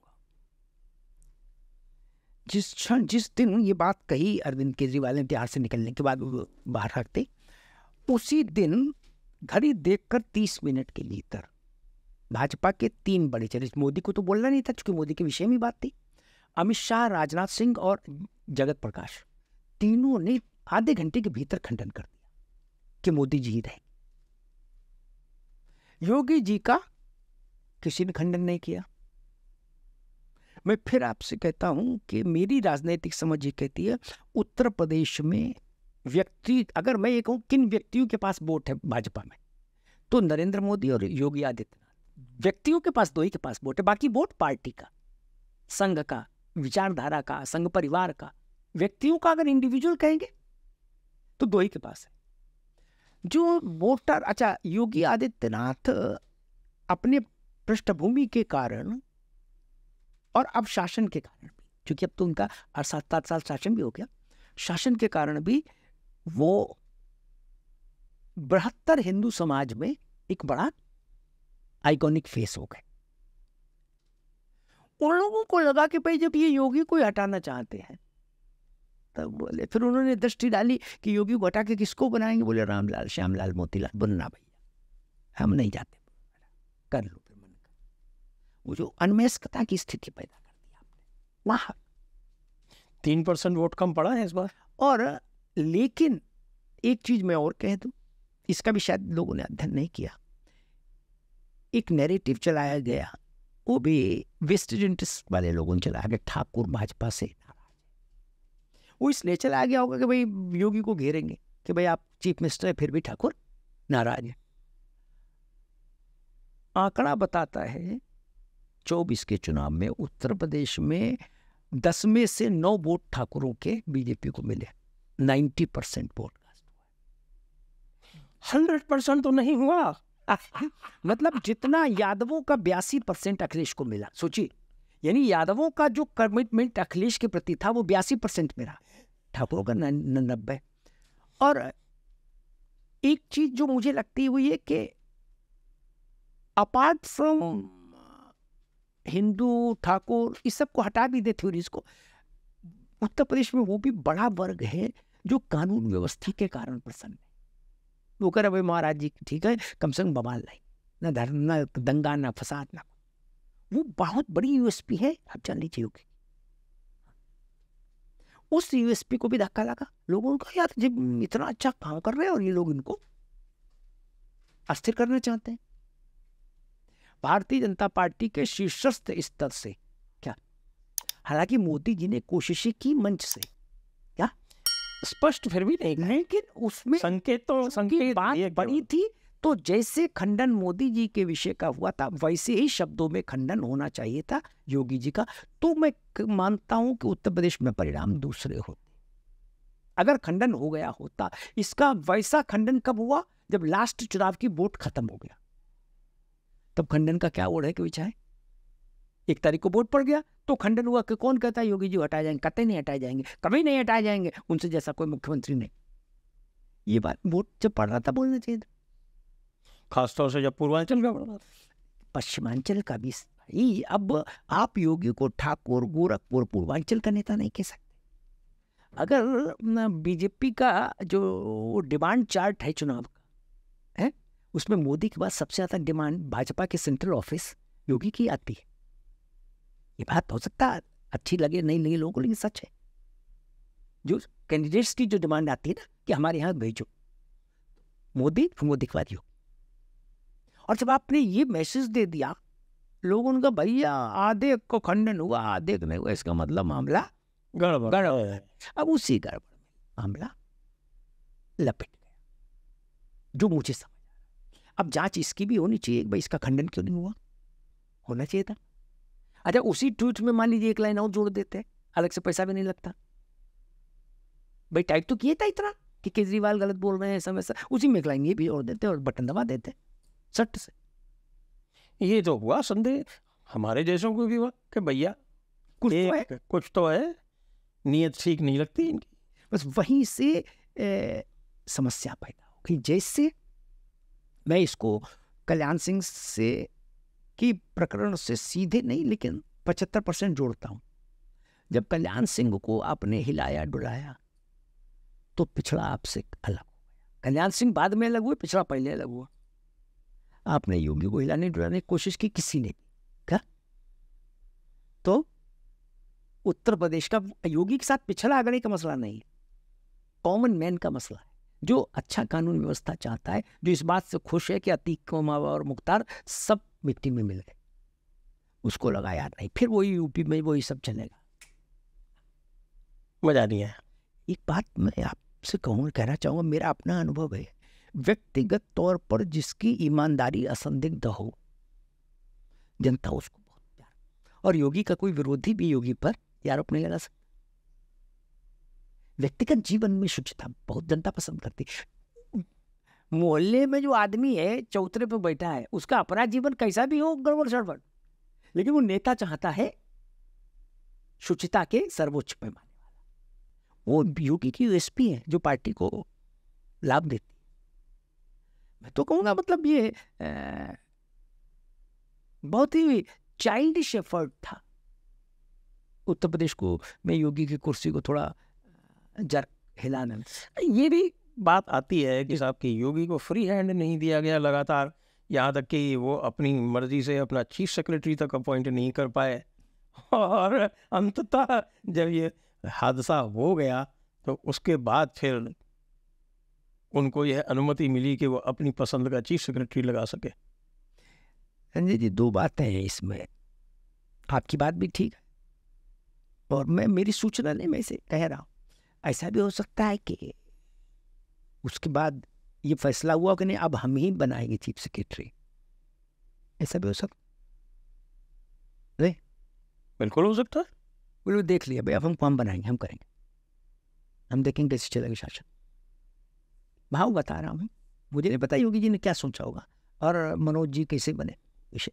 लेकिन मैं एक बात, वैसे मनोज जी सीनियर मोस्ट थे, इसमें ऐसी कोई बात नहीं। 3 लोगों से ज्यादा सीनियर थे, लेकिन नहीं होने तो 2 तो दिल्ली में थे और 1 अगले महीने रिटायर हो रहे थे, तो उनको हम नहीं मानते। लेकिन मैं उसके कारण पर यहाँ नहीं जाऊंगा।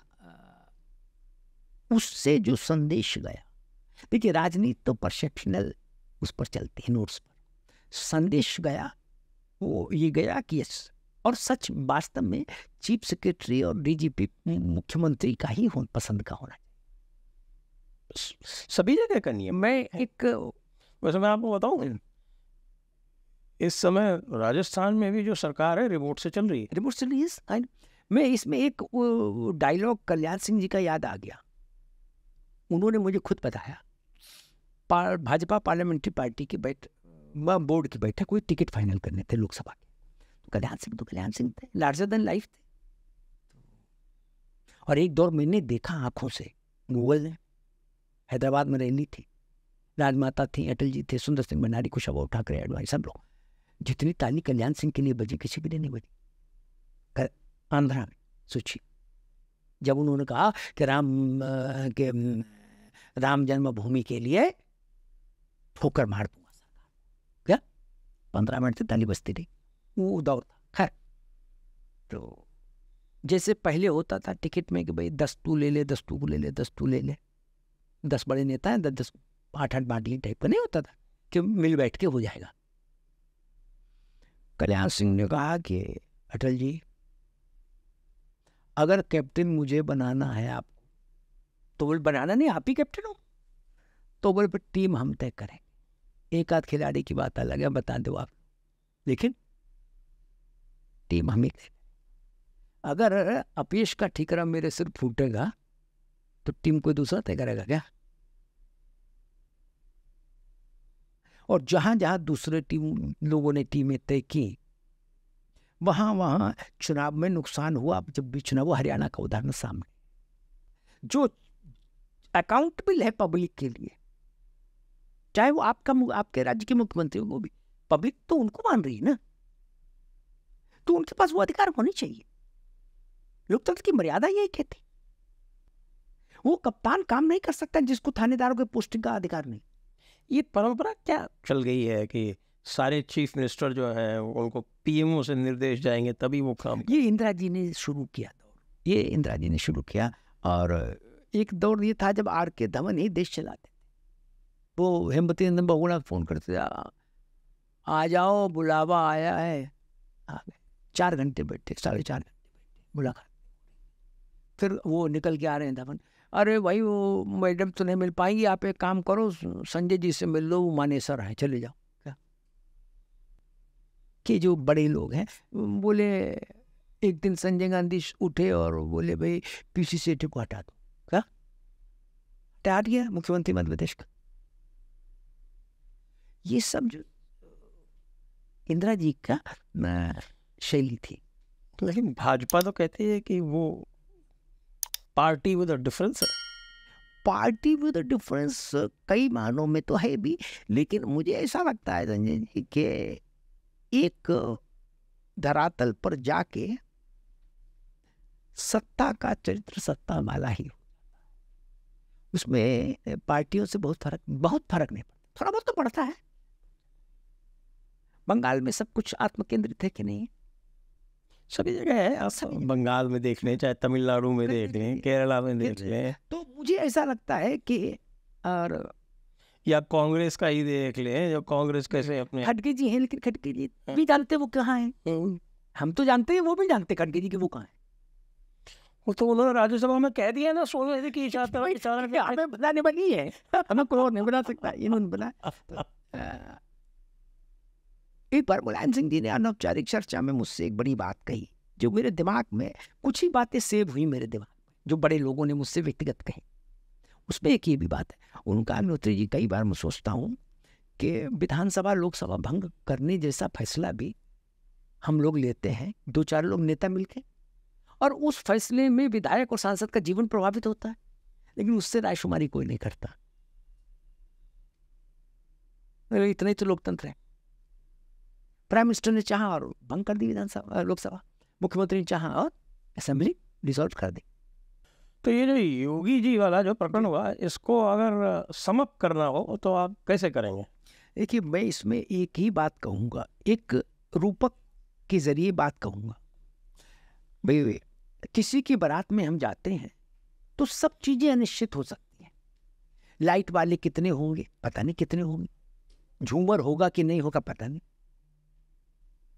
बाराती कितने होंगे ये भी हर बाराती को नहीं पता, वहां खाने में क्या मिलेगा जनवासे में ये भी नहीं पता, सब निश्चित है। लेकिन दूल्हा निश्चित है, तभी नहीं जाते बारात में। ये तो पता भाई गुड्डू का ब्याह है, अब बीच रास्ते में आधी बारात चलती, बोले फिर पता लगा गुड्डू बदल गया, पप्पू को का दूल्हा बनाया जा सकता है, तो भगदड़ मच जाएगी ना बारात में।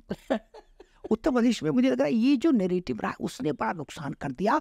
लोगों को लगा कि अरे बाप रे बाप है, हम आए जिस समय के फलां की शादी है, या तो पता लग रहा है दूल्हा एक्सचेंज और दूल्हा बदलने की कोशिश, वो भाव लोगों में गया। और उसका जहां से दूल्हा नहीं बदला जाएगा ये कौन बोलेगा? दूल्हा का बाप बोले ना खड़े होके, दूल्हा का बाप साइलेंट, दूल्हा का बाप मौन हो जाए तो बारात में भगदड़ मच जाएगी। दीक्षित जी, लोग कहेंगे भैया नहीं तो बोलते नहीं, गुड्डू बाप तो वहीं थे, बोलना चाहिए था, नहीं बोले इसका मतलब गड़बड़ है।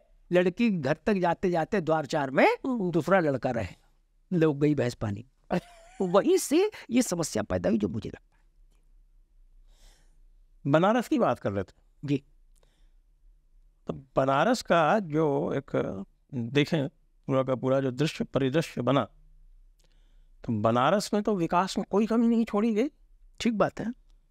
मेरे विचार से जितना बनारस का विकास हुआ उतना पूरा देश में कोई ऐसा जनपद नहीं हो सकता, कोई ऐसा नगर नहीं हो सकता जिसका इतना विकास हुआ हो, जिसको विकास कहते हैं जी, भौतिक विकास जी। और उसके बाद वहाँ लोग बैठे थे, पूरा पता नहीं कितने लोग थे वहाँ पे, बाहर से थे, कोई गुजरात वाले थे, उनको इंचार्ज भी बनाया गया था। और उस सब के उपरांत ये भी कहा गया था कि इस बार 10 लाख वोट से ऊपर ले जाएंगे हम मोदी जी को 10 लाख से ऊपर वोट मिलेंगे, 6 लाख से ऊपर से वो जीतेंगे। नतीजा क्या हुआ? पिछली बार वोट पड़े थे 10,60,000, इस बार पड़े 11,30,000। पिछली बार वोट मिले थे 6,74,000, इस बार वोट मिले 6,12,000। पिछली बार मार्जिन थी 4,79,000, इस बार मार्जिन हो गई 1,52,000। ठीक है, ये क्या हुआ? ठीक। मुझे बनारस में 2-3 चीजें समझ में आती। एक, आपने बीमा LIC का एक वो है, उसका सूत्र वाक्य है। देखो, एक तो योगक्षेम महाम्यम है उसका, हो कृष्ण का जो उपदेश है वहां से लिया, और दूसरा है कि बीमा आग्रह की विषय वस्तु है, ये भी लिखा होता है ना। मैं कहता हूँ वोट आग्रह की विषय वस्तु, वोट मांगा जाएगा तभी मिलेगा।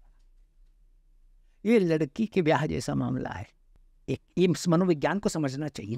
बाराती कोई बनवार करनी पड़ेगी, बोले बस लग गई है, बस हॉर्न दे रही है, तब फूफा नहाने गए, पूरे हमें छोड़ चले जाओ, देखिए फिर हम क्यों जाए पर क्या। अब लड़के के बाप करे जीजा जल्दी निकलो, अरे बोले आ रहे। ये भाव है लोक जीवन का। वोट आग्रह की विषय वस्तु बनारस में आग्रह नहीं रहा, ऐसा मुझे लगता है।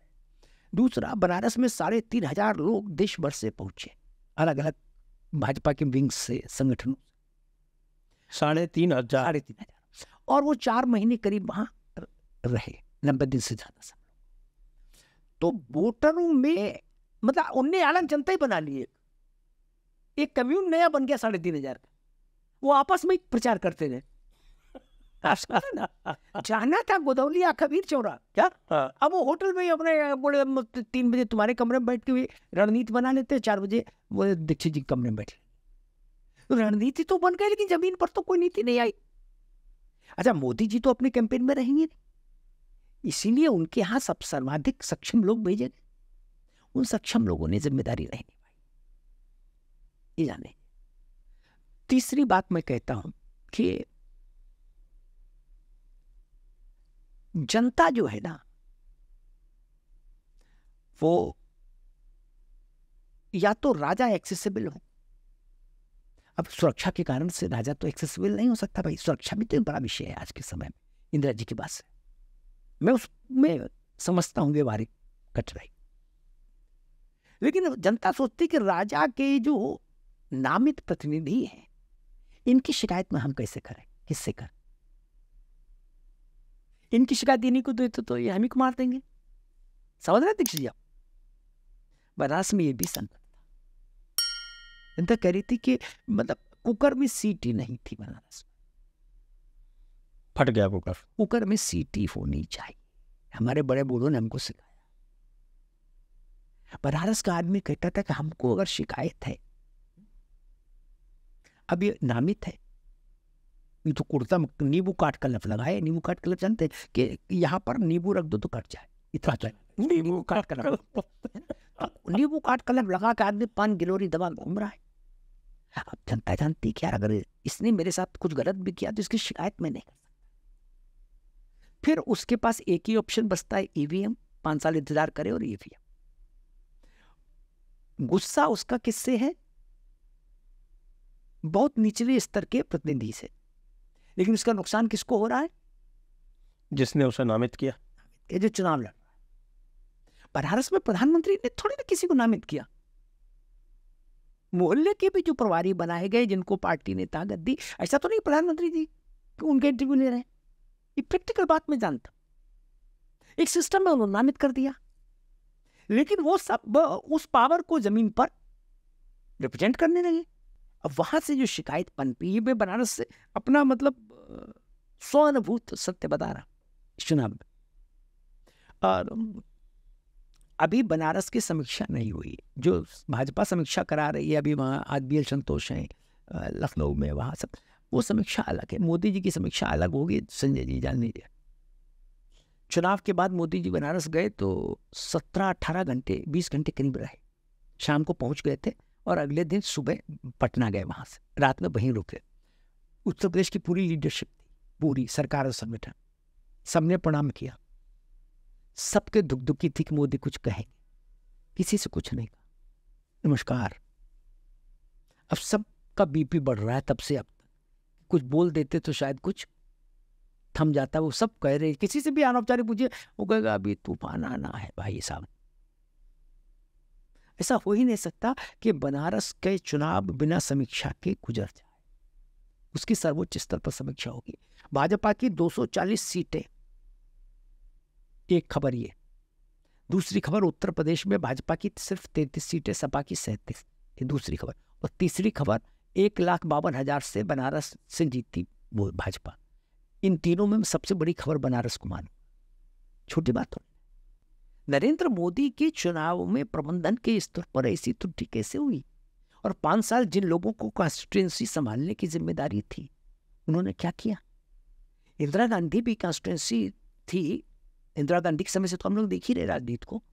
तो इंदिरा गांधी तो नहीं 12 अप्रैल में बैठती थी, लेकिन प्रतिनिधि तो ऐसे थे जो इसका यशपाल कपूर देखते थे। आपने वैसी स्थिति वहां नहीं रही। और नामित लोगों से शिकायत बहुत, क्योंकि नामित आदमी का जलवा होता है, मौकाल होता है। लोक भाषा में कहूं तो व्यक्ति आपसे लड़ेगा क्यों? वो कहेगा भाई जब मेरी नाली तोड़ गए लोग, मेरी पटिया तोड़ दी, चौतरा तोड़ दिया, हम गए, हमारी सुनवाई नहीं। अब चौतरे, जबकि वहां पीएमओ चलता है, पीएमओ चलता है।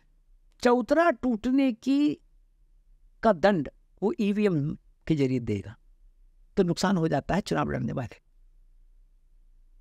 इसीलिए मैं कहता हूं कि अपनी कॉन्स्टिट्यूंसी में प्रतिनिधि हर व्यक्ति को सोच समझ कर रखनी चाहिए। और फिर आपने चुनाव प्रचार में भीड़ भी इतनी वहां बनारस में कर दी कि लोगों ने कहा कि ये ओवरडोज है। और एक बात और कहूं आपसे, जो लोकल कार्यकर्ता होता है ना, गली तो वो जानता है, आपको नाम से तो वो जानता है, वो उपेक्षित हो जाता है बड़ों की भीड़। क्या?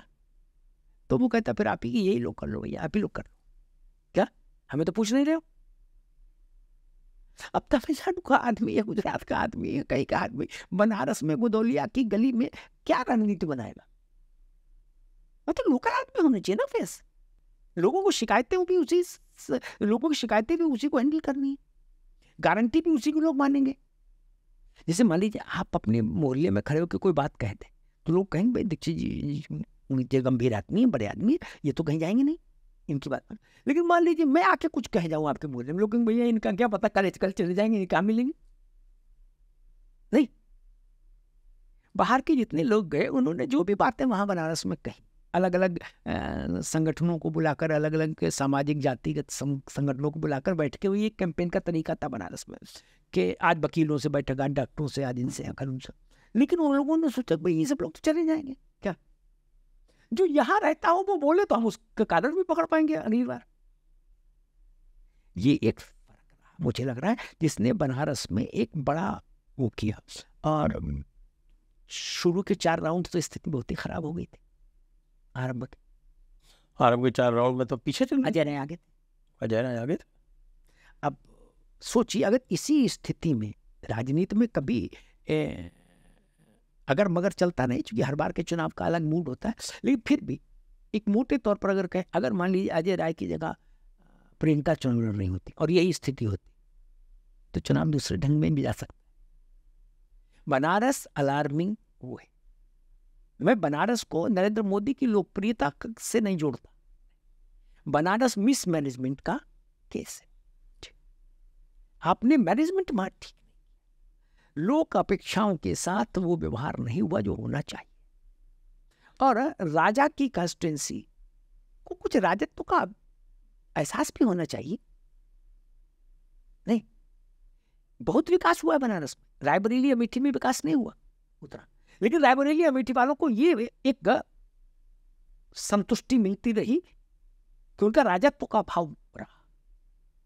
अमेठी से, रायबरेली से कोई आदमी दिल्ली आ जाता था तो वो स्वतः वीआईपी हो जाता था। ये पता है ना आपको? स्वतः किसी मंत्री के यहाँ चले जाए, किसी विभाग में चले जाए। अरे कोई एक बार बलिया के लोगों ने हमसे कहा कि चंद्रशेखर जी कुछ नहीं करते ऐसा वैसा, तो चंद्रशेखर जी के घर में गया तो मैंने चंद्रशेखर जी से कहा कि वो आपके लोग मिले तो वैसे, तो उन्होंने कहा भाई अग्निहोत्री से भी पूछो भैया आपके, फिर हमें जिताते क्यों हैं? तो कुछ लोग बैठे थे उनका, तो मैंने कहा जिताते फिर क्यों? वो तो गार्डन में बैठते थे, अंदर कमरे बनी संस्कृति के तो थे नहीं चंद्रशेखर। तो उसमें एक बुजुर्ग ने कहा भैया विकास तो होता है, हम तमिलनाडु तक जाते हैं, वो बता देते हैं कि आई एम फ्रॉम बलिया, वो कहते हो प्लीज कम। चंद्रशेखर जी ये राजनीति चाहता है। और अमेठी और रायबरेली ने उत्तर प्रदेश में ये बात बहुत अच्छे से समझा दी कि राजत्व क्या होता है। बनारस वालों को लगा यार हमारी वैसी पूछ नहीं होना चाहिए ना। आप अयोध्या और मछली शहर को एक नहीं मान सकते ना। जो अयोध्या का नागरिक है वो अपना थोड़ा तो मानेगा भाई मैं अयोध्या से है, नहीं? वैसे ही हम बनारस से हैं, तो जब वो ये बोले तो उसको कुछ वेटेज मिले, बोले अच्छा आप इधर आइए, तो वेटेज देते कुछ मिला नहीं। तो अनमयस्कता की स्थिति पूरे यूपी में रही, लेकिन बनारस में ज्यादा रही। वहां नहीं रहना चाहिए था, जितना बड़ा कैंपेन था वहां। और शायद प्रधानमंत्री को इस बात का अंदाज नहीं होगा, अन्यथा प्रधानमंत्री वहां फिर वोटिंग से एक दिन पहले रहते बनारस, ऐसा मुझे एक इम्प्रेशन है बातचीत से लोगों से। वो जब वहां चले गए थे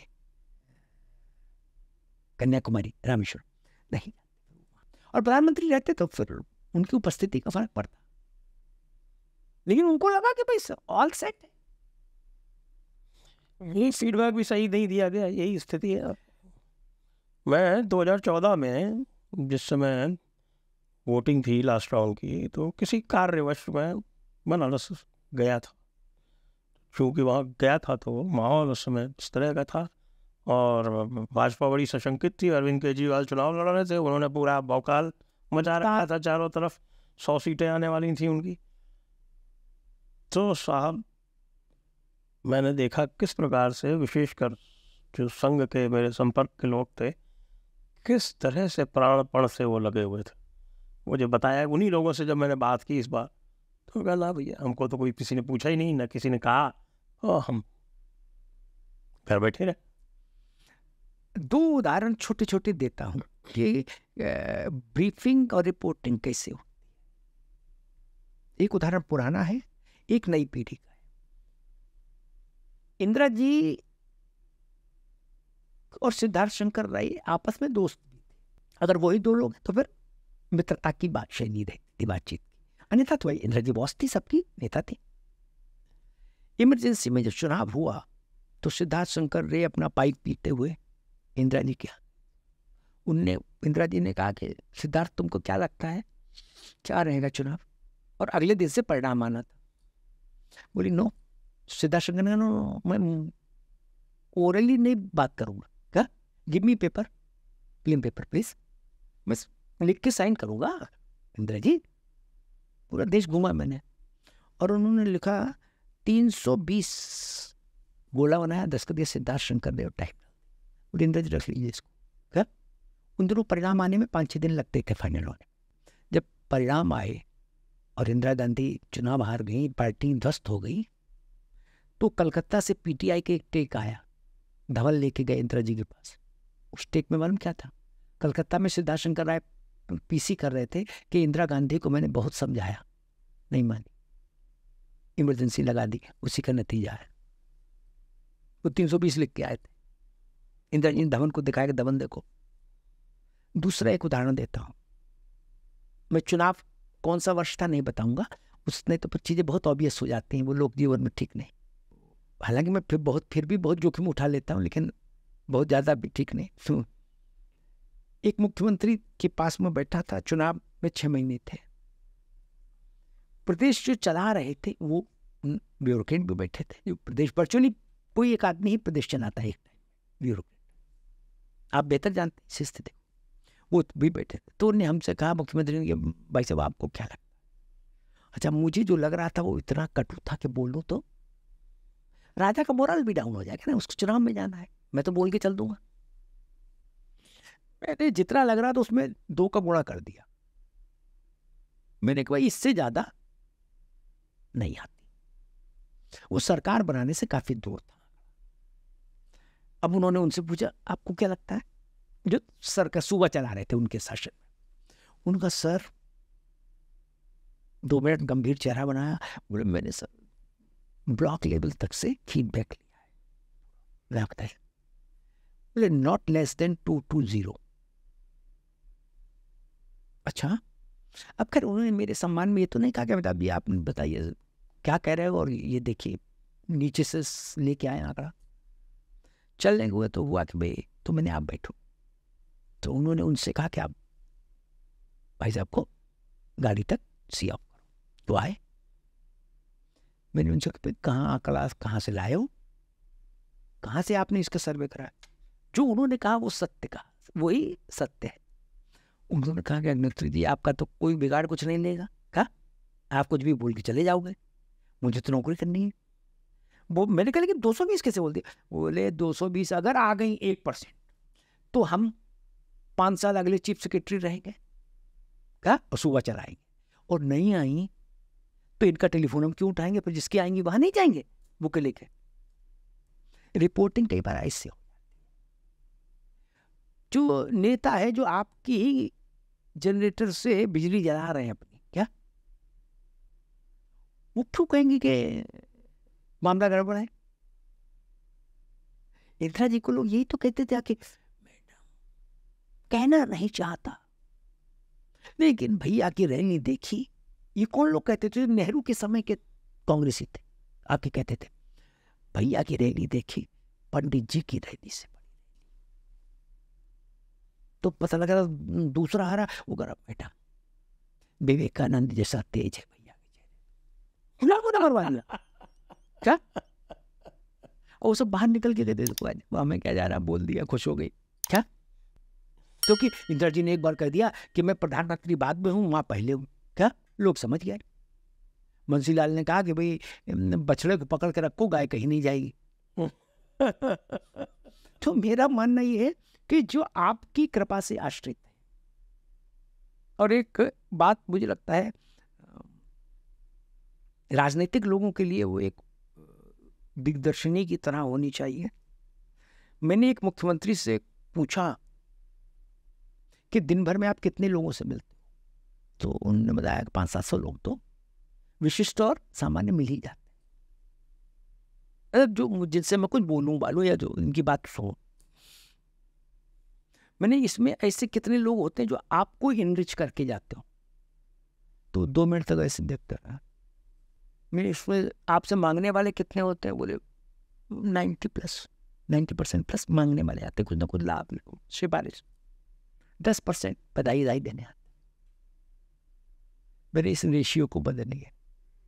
इसमें कम से कम 25% लोग वो होने चाहिए जो आपको इनरिच करें, सामाजिक तौर पर, राजनीतिक तौर पर, समझ में, सीख में, अनुभव में, किसी तरीके से इनरिच करें। बोले वो कहाँ मिलेंगे? उन्होंने बोला, बोले वो कहीं नहीं मिले, उनके यहाँ जाना होगा, ये आपके टेलीफोन से ही वो आएंगे, पीए के टेलीफोन से नहीं आएंगे। बेस बहुत बड़ी बात है। अब देख लीजिए किसी भी मंत्री, मुख्यमंत्री, आपका तो सबसे संपर्क है, देख लीजिए उनके यहाँ जितने दिन भर में लोग जाते हैं, उनमें ऐसे कितने जो उनको एनरिच करते हैं, इसीलिए जानकारी नहीं रहती उनके पास। जब कालीन खिसक जाता है तो पता तो रहे, बोले पता नहीं लगा। भूकंप एक दिन में नहीं आता ना, धरती अंदर सालों खनबदाती है, दशकों, तब भूकंप आता है। ये कहिए हम जान नहीं पाए, बात समझ में आती। अचानक नहीं होता कुछ भी। उत्तर प्रदेश में 33 सीटें अचानक थोड़ी ना गई, ये कुछ भी अचानक नहीं, सब कुछ लगातार हो रहा था। आप या तो इग्नोरेंट थे, या आपको लगा ये इतनी छोटी चीजें हैं कि हमारी बड़ी प्रतिमा को ये प्रभावित नहीं कर पाएंगे। मुझे ऐसा लगता। अंत में जी, इस पूरी विवेचना के बाद राष्ट्रीय परिदृश्य में ऐसा क्या हुआ? मोदी जी के वैसे तो कम्युनिकेशन जो है वो बहुत अच्छा रहता था, 2014 में भी देखा, 2019 में भी देखा, 2024 में कहाँ कमी रह गई? एक आंकड़ा में देख रहा था चुनाव से पहले कि अगर भाजपा को 5% वोट कम मिलेगा तो भाजपा 222 पर आ जाएगी, और 5% ज्यादा मिल गया तो 337 चली जाएगी। चुनाव का इतना महीन खेल होता है। भाजपा को पिछली बार जितना वोट प्रतिशत मिला था देश में, उससे 0.2%, नहीं सॉरी, लगभग 0.5% कम मिला है, और एनडीए को 0.2% कम मिला। इसका मैं दूसरी बात कहता हूँ। राष्ट्रीय फलक पर भारतीय जनता पार्टी को 19 के मुकाबले 3% दलित वोट कम मिला। 26% की आबादी है देश में, और ब्राह्मण, ठाकुर, बनिया, कायस्थ, इसकी वोटिंग परसेंटेज और दलित और मुसलमान की वोटिंग परसेंटेज में अंतर होता है। वो कमिटेड वोट है, वो वोट डाले गई, कोई मौसम हो, कोई स्थिति। तो आप भाजपा मोदी जी के समय में ऐश्वर्यवान क्यों हुई? उसका मुझसे कोई, अगर मोदी जी के अलावा कोई कहे दूसरा रीजन बताओ। एक तो व्यक्ति है, उसका व्यक्तित्व है। दूसरी बात मैं कहूँगा, मोदी ने दलितों और पिछड़ों में भाजपा की स्वीकार्यता बढ़ा दी, बस वहीं से भाजपा आगे निकल गई। और जो क्षेत्रीय दल जो पिछड़ों के दम पर चल रहे थे वो सिकुड़ने लगे। या इसको ऐसे भी देखें कि इस बार 2024 के चुनाव प्रचार में कोई मोदी जी जो है वो उत्साह नहीं पैदा कर पाए। आपने बिल्कुल ठीक बात कही। इसको हम लोग इस ढंग से भी देख सकते हैं कि 14 में मोदी जी नए थे, अनंत संभावनाओं का सूर्य था। जनता ने देखा कि ये जो सूर्य उदय हो रहा है ये कुछ समथिंग डिफरेंट। बहुमत हो गया, बड़ा बहुमत हो गया। 19 में मोदी जी के पास 5 साल का काम भी था, और चुनाव से ठीक पहले राष्ट्रवाद के मुद्दे पर एक अंगद जैसा पांव, सर्जिकल स्ट्राइक, गांव तक बात कही। बोले भैया घुस के मारा, इंदिरा गांधी के बाद दूसरा आदमी, बाकी सब बेकार। क्या बोले? या तो इंदिरा ने पाकिस्तान तोड़ा या मोदी जी ने। बोले दही गोला। उस भाव ने मोदी जी के माथे पर केशव तिलक लगा दिया। 24 का इलेक्शन कैंपेन देखिए आप, तो चुनावी प्रक्रिया के भी विशेषज्ञ हैं, वोटिंग ट्रेंड पैटर्न सबको माइन्यूटली देखते हैं। देखिए, नव्यता नहीं थी, नया ऑफर नहीं था। और एक और नई बात कहने की कोशिश करता हूं कि 14 और 19 में मोदी नैरेटिव सेट करते थे चुनाव के हर चरण का, विपक्ष उस पर प्रतिक्रिया देता था।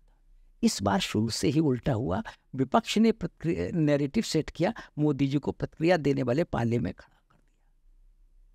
हम संविधान नहीं छेड़ेंगे, बस इसी में चुनाव बीत। और जो लोग ह्यूमन साइकोलॉजी के विद्यार्थी हैं वो इस बात को तस्दीक करेंगे कि मान लीजिए कि आपका कोई कर्मचारी है आपके सिस्टम में, और मैं आया, मैंने संजय भाई ये धोखा दे सकता। बोले भाई साहब कैसे? अब कैसे मत पूछो, बस आपको बता दिया। हाँ, वक्त आएगा तो पता लग जाएगा। वो लाख कस्में उठाए, लेकिन आपके मन में कहीं ना कहीं अवचेतन में आ जाएगा कि यार इस पर निगाह रखो, आ जाएगा ना। ये आरक्षण खत्म कर देंगे, इतना बोल के आदमी की साइकिल में पेडल माला चला गया। अब लाख कस्में उठा। बोले गुरु ठीक कह रहा था। मैंने कहा ये कर्मचारी अगर सोमवार को लाल कमीज पहन के आया तो आप समझ जाइएगा धोखा देगा। अब मैंने संयोग से वो लाल पहना है तो आप तो कहेंगे देखो अध्यक्ष जी की बात सही है। बोले भाई सर 400 क्यों मांग रहे हैं? 272 में पूरा मजा है सरकार का, 400 मांगी इसलिए ना, और पाकिस्तान में थोड़ी ना आक्रमण कर रहे हैं इनको। अच्छा जी, हम दिल्ली से भी लौटे हैं, बता रहे हैं आप। क्या हो गया कांड है? सांगा नेर में आदमी बैठा है, पगड़ी बांधे, चूरमा खा रहा है, वो कहेगा हाँ भैया बात तो ठीक। क्या अब आप उस नैरेटिव को काट नहीं पाए, ये भाजपा की कमी। नैरेटिव की लड़ाई में मैं कहूंगा 1914 में मोदी जी इनिशिएटर थे, 24 में वो डिफेंसिव थे। बस यही अंतर है, इसी परिणाम बदल गया। सामान्यतः हम लोग चुनाव की मैकेनिज्म के एक विद्यार्थी के नाते ये बात कहते हैं अपने जूनियर्स को भी कि भाई जो नैरेटिव सेट कर रहा है उसको अपर एज मानकर चलिए, उसके पास एज है, चुनाव में थोड़ा बढ़त है उसके पास, मान के चलिए थंब रूल। जो उसको रिस्पॉन्ड कर रहा है वो इसका मतलब अभी उससे थोड़ा, जनता जिसके कथन पर इको दे अपने बीच से, टॉक ऑफ द टाउन जो हो जाए। पूरे देश में हमने इस चुनाव में घूम कर देखा, एक ही बार बोलो भाई साहब सब छोड़ो, बोले रिजर्वेशन बदल देंगे उठेला से लेके और तमाम योजनाएं सब भस्मीभूत हो गई। लोगों का वो गैसेस तो सब ठीक, लेकिन नहीं बताओ आप तो हमको, आप हवा को टीवी देखते ही इतने, क्या वास्तव बदल देंगे? भाई मुझे नहीं पता यार, मेरी जान छोड़, मैं तो कह के चल दिया। ये पार्टी के आदमी को तो उसको कन्विंस करना चाहिए कि नहीं बदलेंगे। आप गंगा जल उठाते, आप नमक खा कसम जो चाहते करते, लेकिन करते तो। इस नैरेटिव ने भारतीय जनता पार्टी के माथे से सौभाग्य का तिलक हटा दिया। ये जो आपने बात कही कि नव्यता नहीं थी, नव्यता भाई किसी भी, आप बता दीजिए जो आपने 19 में कहा शौचालय, उज्ज्वला और नल से जल, क्या है जल से नल, जो आदि आदि इस टाइप के जिद। और अब तो मैं कहूँ कि सरकारी अधिकारियों के बताने और बोलने वाले विषय नेताओं को नहीं रुचते। ये सब अधिकारियों का विषय है, इतने फिट तार बिछ गया, इतने वो अति पिछड़ों के घर बन गए, इतना स्मूथ शौचालय बन गया। अरे आप थोड़ी देर पहले नेता को तो हम जब अलग से बात कर रहे थे तो आपने नई बहू का उदाहरण दिया था। हाँ मैं वही कह रहा हूँ, बिल्कुल ठीक आप याद दिलाया भाई। एक बार मुंह दिखाई हुई, बहुत सुंदर है, पूरा गांव रीझ गया, उसकी झोली में चावल डाले, कुछ दक्षिणा डाली, कुछ स्वर्ण आभूषण डाले, लोक जीवन में हमारे यहाँ होता है, हो गया। फिर संतान हुई पहली, तो भी लोग आए, उसको शुभकामनाएं दी, आशीर्वाद दिया कि भाई वंश वृद्धि हो रही। अब बहू हो गई सास, तो अब तो मुंह दिखाई नहीं हो सकती सास की। सोचिए, सास की मुंह दिखाई संभव नहीं, नव्यता चाहिए, फिर बहू होनी चाहिए। सास को जितना समर्थन देना था दे दिया, जितना आशीर्वाद देना था जब वो बहू थी। सास भी कभी बहू थी, तो जब बहू थी तो पूरा आशीर्वाद दिया जनता ने। मेरी समझ ये कहती है कि जो भी लोग इलेक्शन प्लान कर, जिन लोगों ने भाजपा की इलेक्शन स्ट्रेटेजी को प्लान किया है, उन लोगों में ये मैं कमी देख रहा कि उन्होंने मोदी जी को कुछ नया कंटेंट नहीं। मुझे याद है कि 14 के इलेक्शन में मैं बांदा में घूम रहा था, तो कस्बे में गया, वहाँ गांव के लोगों से बात की, तो तब तक मोदी को लोगों ने फिजिकली देखा नहीं था हर जगह। तो उन्होंने कहा भैया आप तो मोदी आए, मोदी आइए तबाही कचू हुई है। मैंने क्यों, आप मिले? बोले नहीं। कहाँ? बोले टीवी में देखा।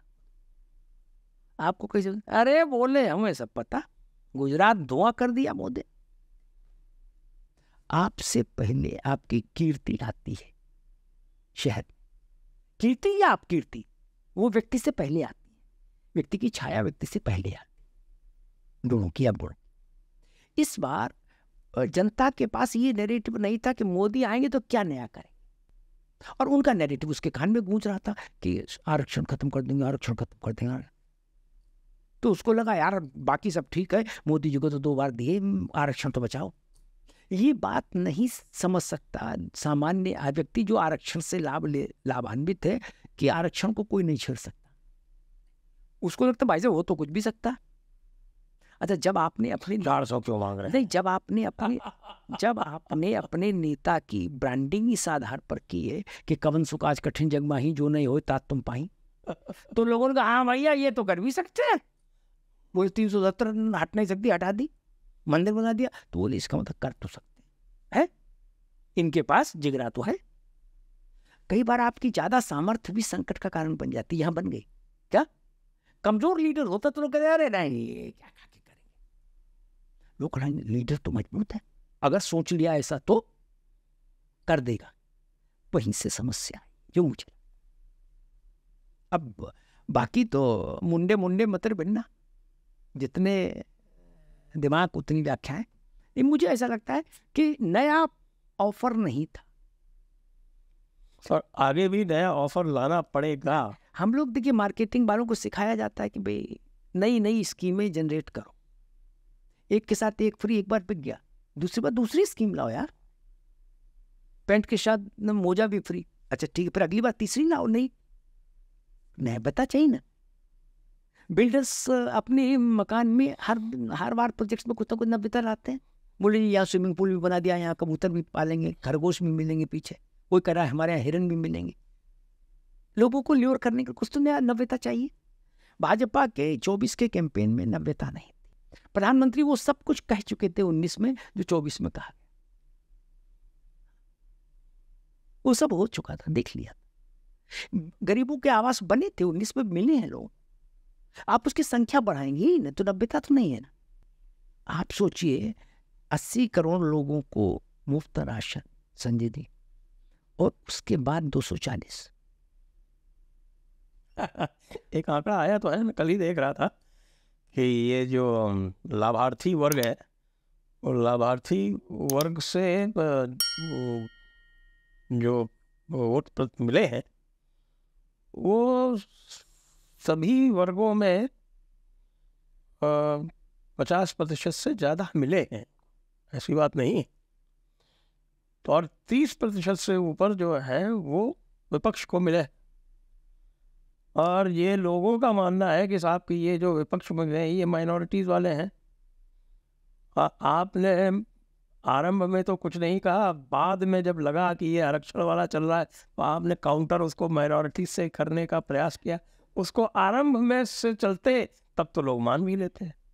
और मुझे ऐसा लगता है कि इसकी कोई थीसिस नहीं है, मेरी समझ कहती है, देश घूम घूम के जो समझा कि जो लाभार्थी वर्ग है भारत का, उसमें हिंदू मुस्लिम चैप्टर को हटा भी नहीं, उसमें बड़ा वर्ग पिछले और दलितों का है लाभार्थियों, तो बड़ा in comparison to upper caste. उस वर्ग ने कहा नहीं अनाज दे रहे हैं, अच्छा है, कपड़ा दिया अच्छा, शौचालय दिया अच्छा, सब अच्छा, लेकिन आरक्षण पर हमको संशय नहीं चाहिए, हमको पत्थर पर लिखा हुआ चाहिए आरक्षण। संविधान खतरे से भारत की सेहत पर कोई बहुत फर्क, जनता जानती नहीं संविधान में क्या लिखा है, नेता तो जानते नहीं, जनता क्या बता देगी? अभी पूछ ले कितने अनुच्छेद नहीं बता पाएंगे। वो विषय नहीं, लाल किताब लहराने वाले भी नहीं बता पाएंगे, जो लाल किताब लहराने वालों पे जो आका है वो भी नहीं बता वो पाएंगे। नहीं बता पाएंगे। लेकिन भारत में संविधान का मतलब एक, दलित और पिछड़ों के लिए आरक्षण। बाबा साहब का नाम का मतलब एक, रिजर्वेशन। रिजर्वेशन से, जैसे मैंने शुरू में कहा, आप उस ऐसा नैरेटिव जब भी बनेगा जिसके लिए भी कि रिजर्वेशन में हिला हवाली करेंगे, वो पार्टी, वो व्यक्ति संकट में फंसी जाएगा। इसको अदर वे अराउंड देखिए, ये मोदी जी थे, संजय जी नई बात कर रहा हूँ, ये मोदी जी थे जो आरक्षण पर बवंडर उठने के बाद भी 240 ले आए। कोई और होता 140 नहीं आती। इन लिख लीजिए, आरक्षण के विषय के बाद ऐसे भी समीक्षा होनी चाहिए। ये मोदी है, ये उन्हीं का मैजिक है कि आरक्षण के बवंडर के बाद, वरना बिहार में आरक्षण उठा था तो भाजपा साफ हो गई। वहां ये नहीं कहता आरक्षण खत्म कर देंगे, वहां तो कहता बागबंदी की समीक्षा हो सकती है, करेंगे, ये भी नहीं कहता। इतने में साफ हो गए थे, आरक्षण हटा देंगे ये। इसके बाद वो, इस नैरेटिव के बाद भी मोदी अंगद की तरह पांव जमाए रहे, 240 तो ले आए। और कोई भाजपा का नेता होता तो 140 में खेल रहा होता। एक ये भी नैरेटिव है मुझे लगता है। तो आइए आज की चर्चा का अब यहीं पर समापन करते हैं। आपका बहुत बहुत धन्यवाद। आभार, बहुत बहुत धन्यवाद संजय। दर्शकों का भी बहुत बहुत धन्यवाद। जय हिंद, जय भारत, वंदे मातरम।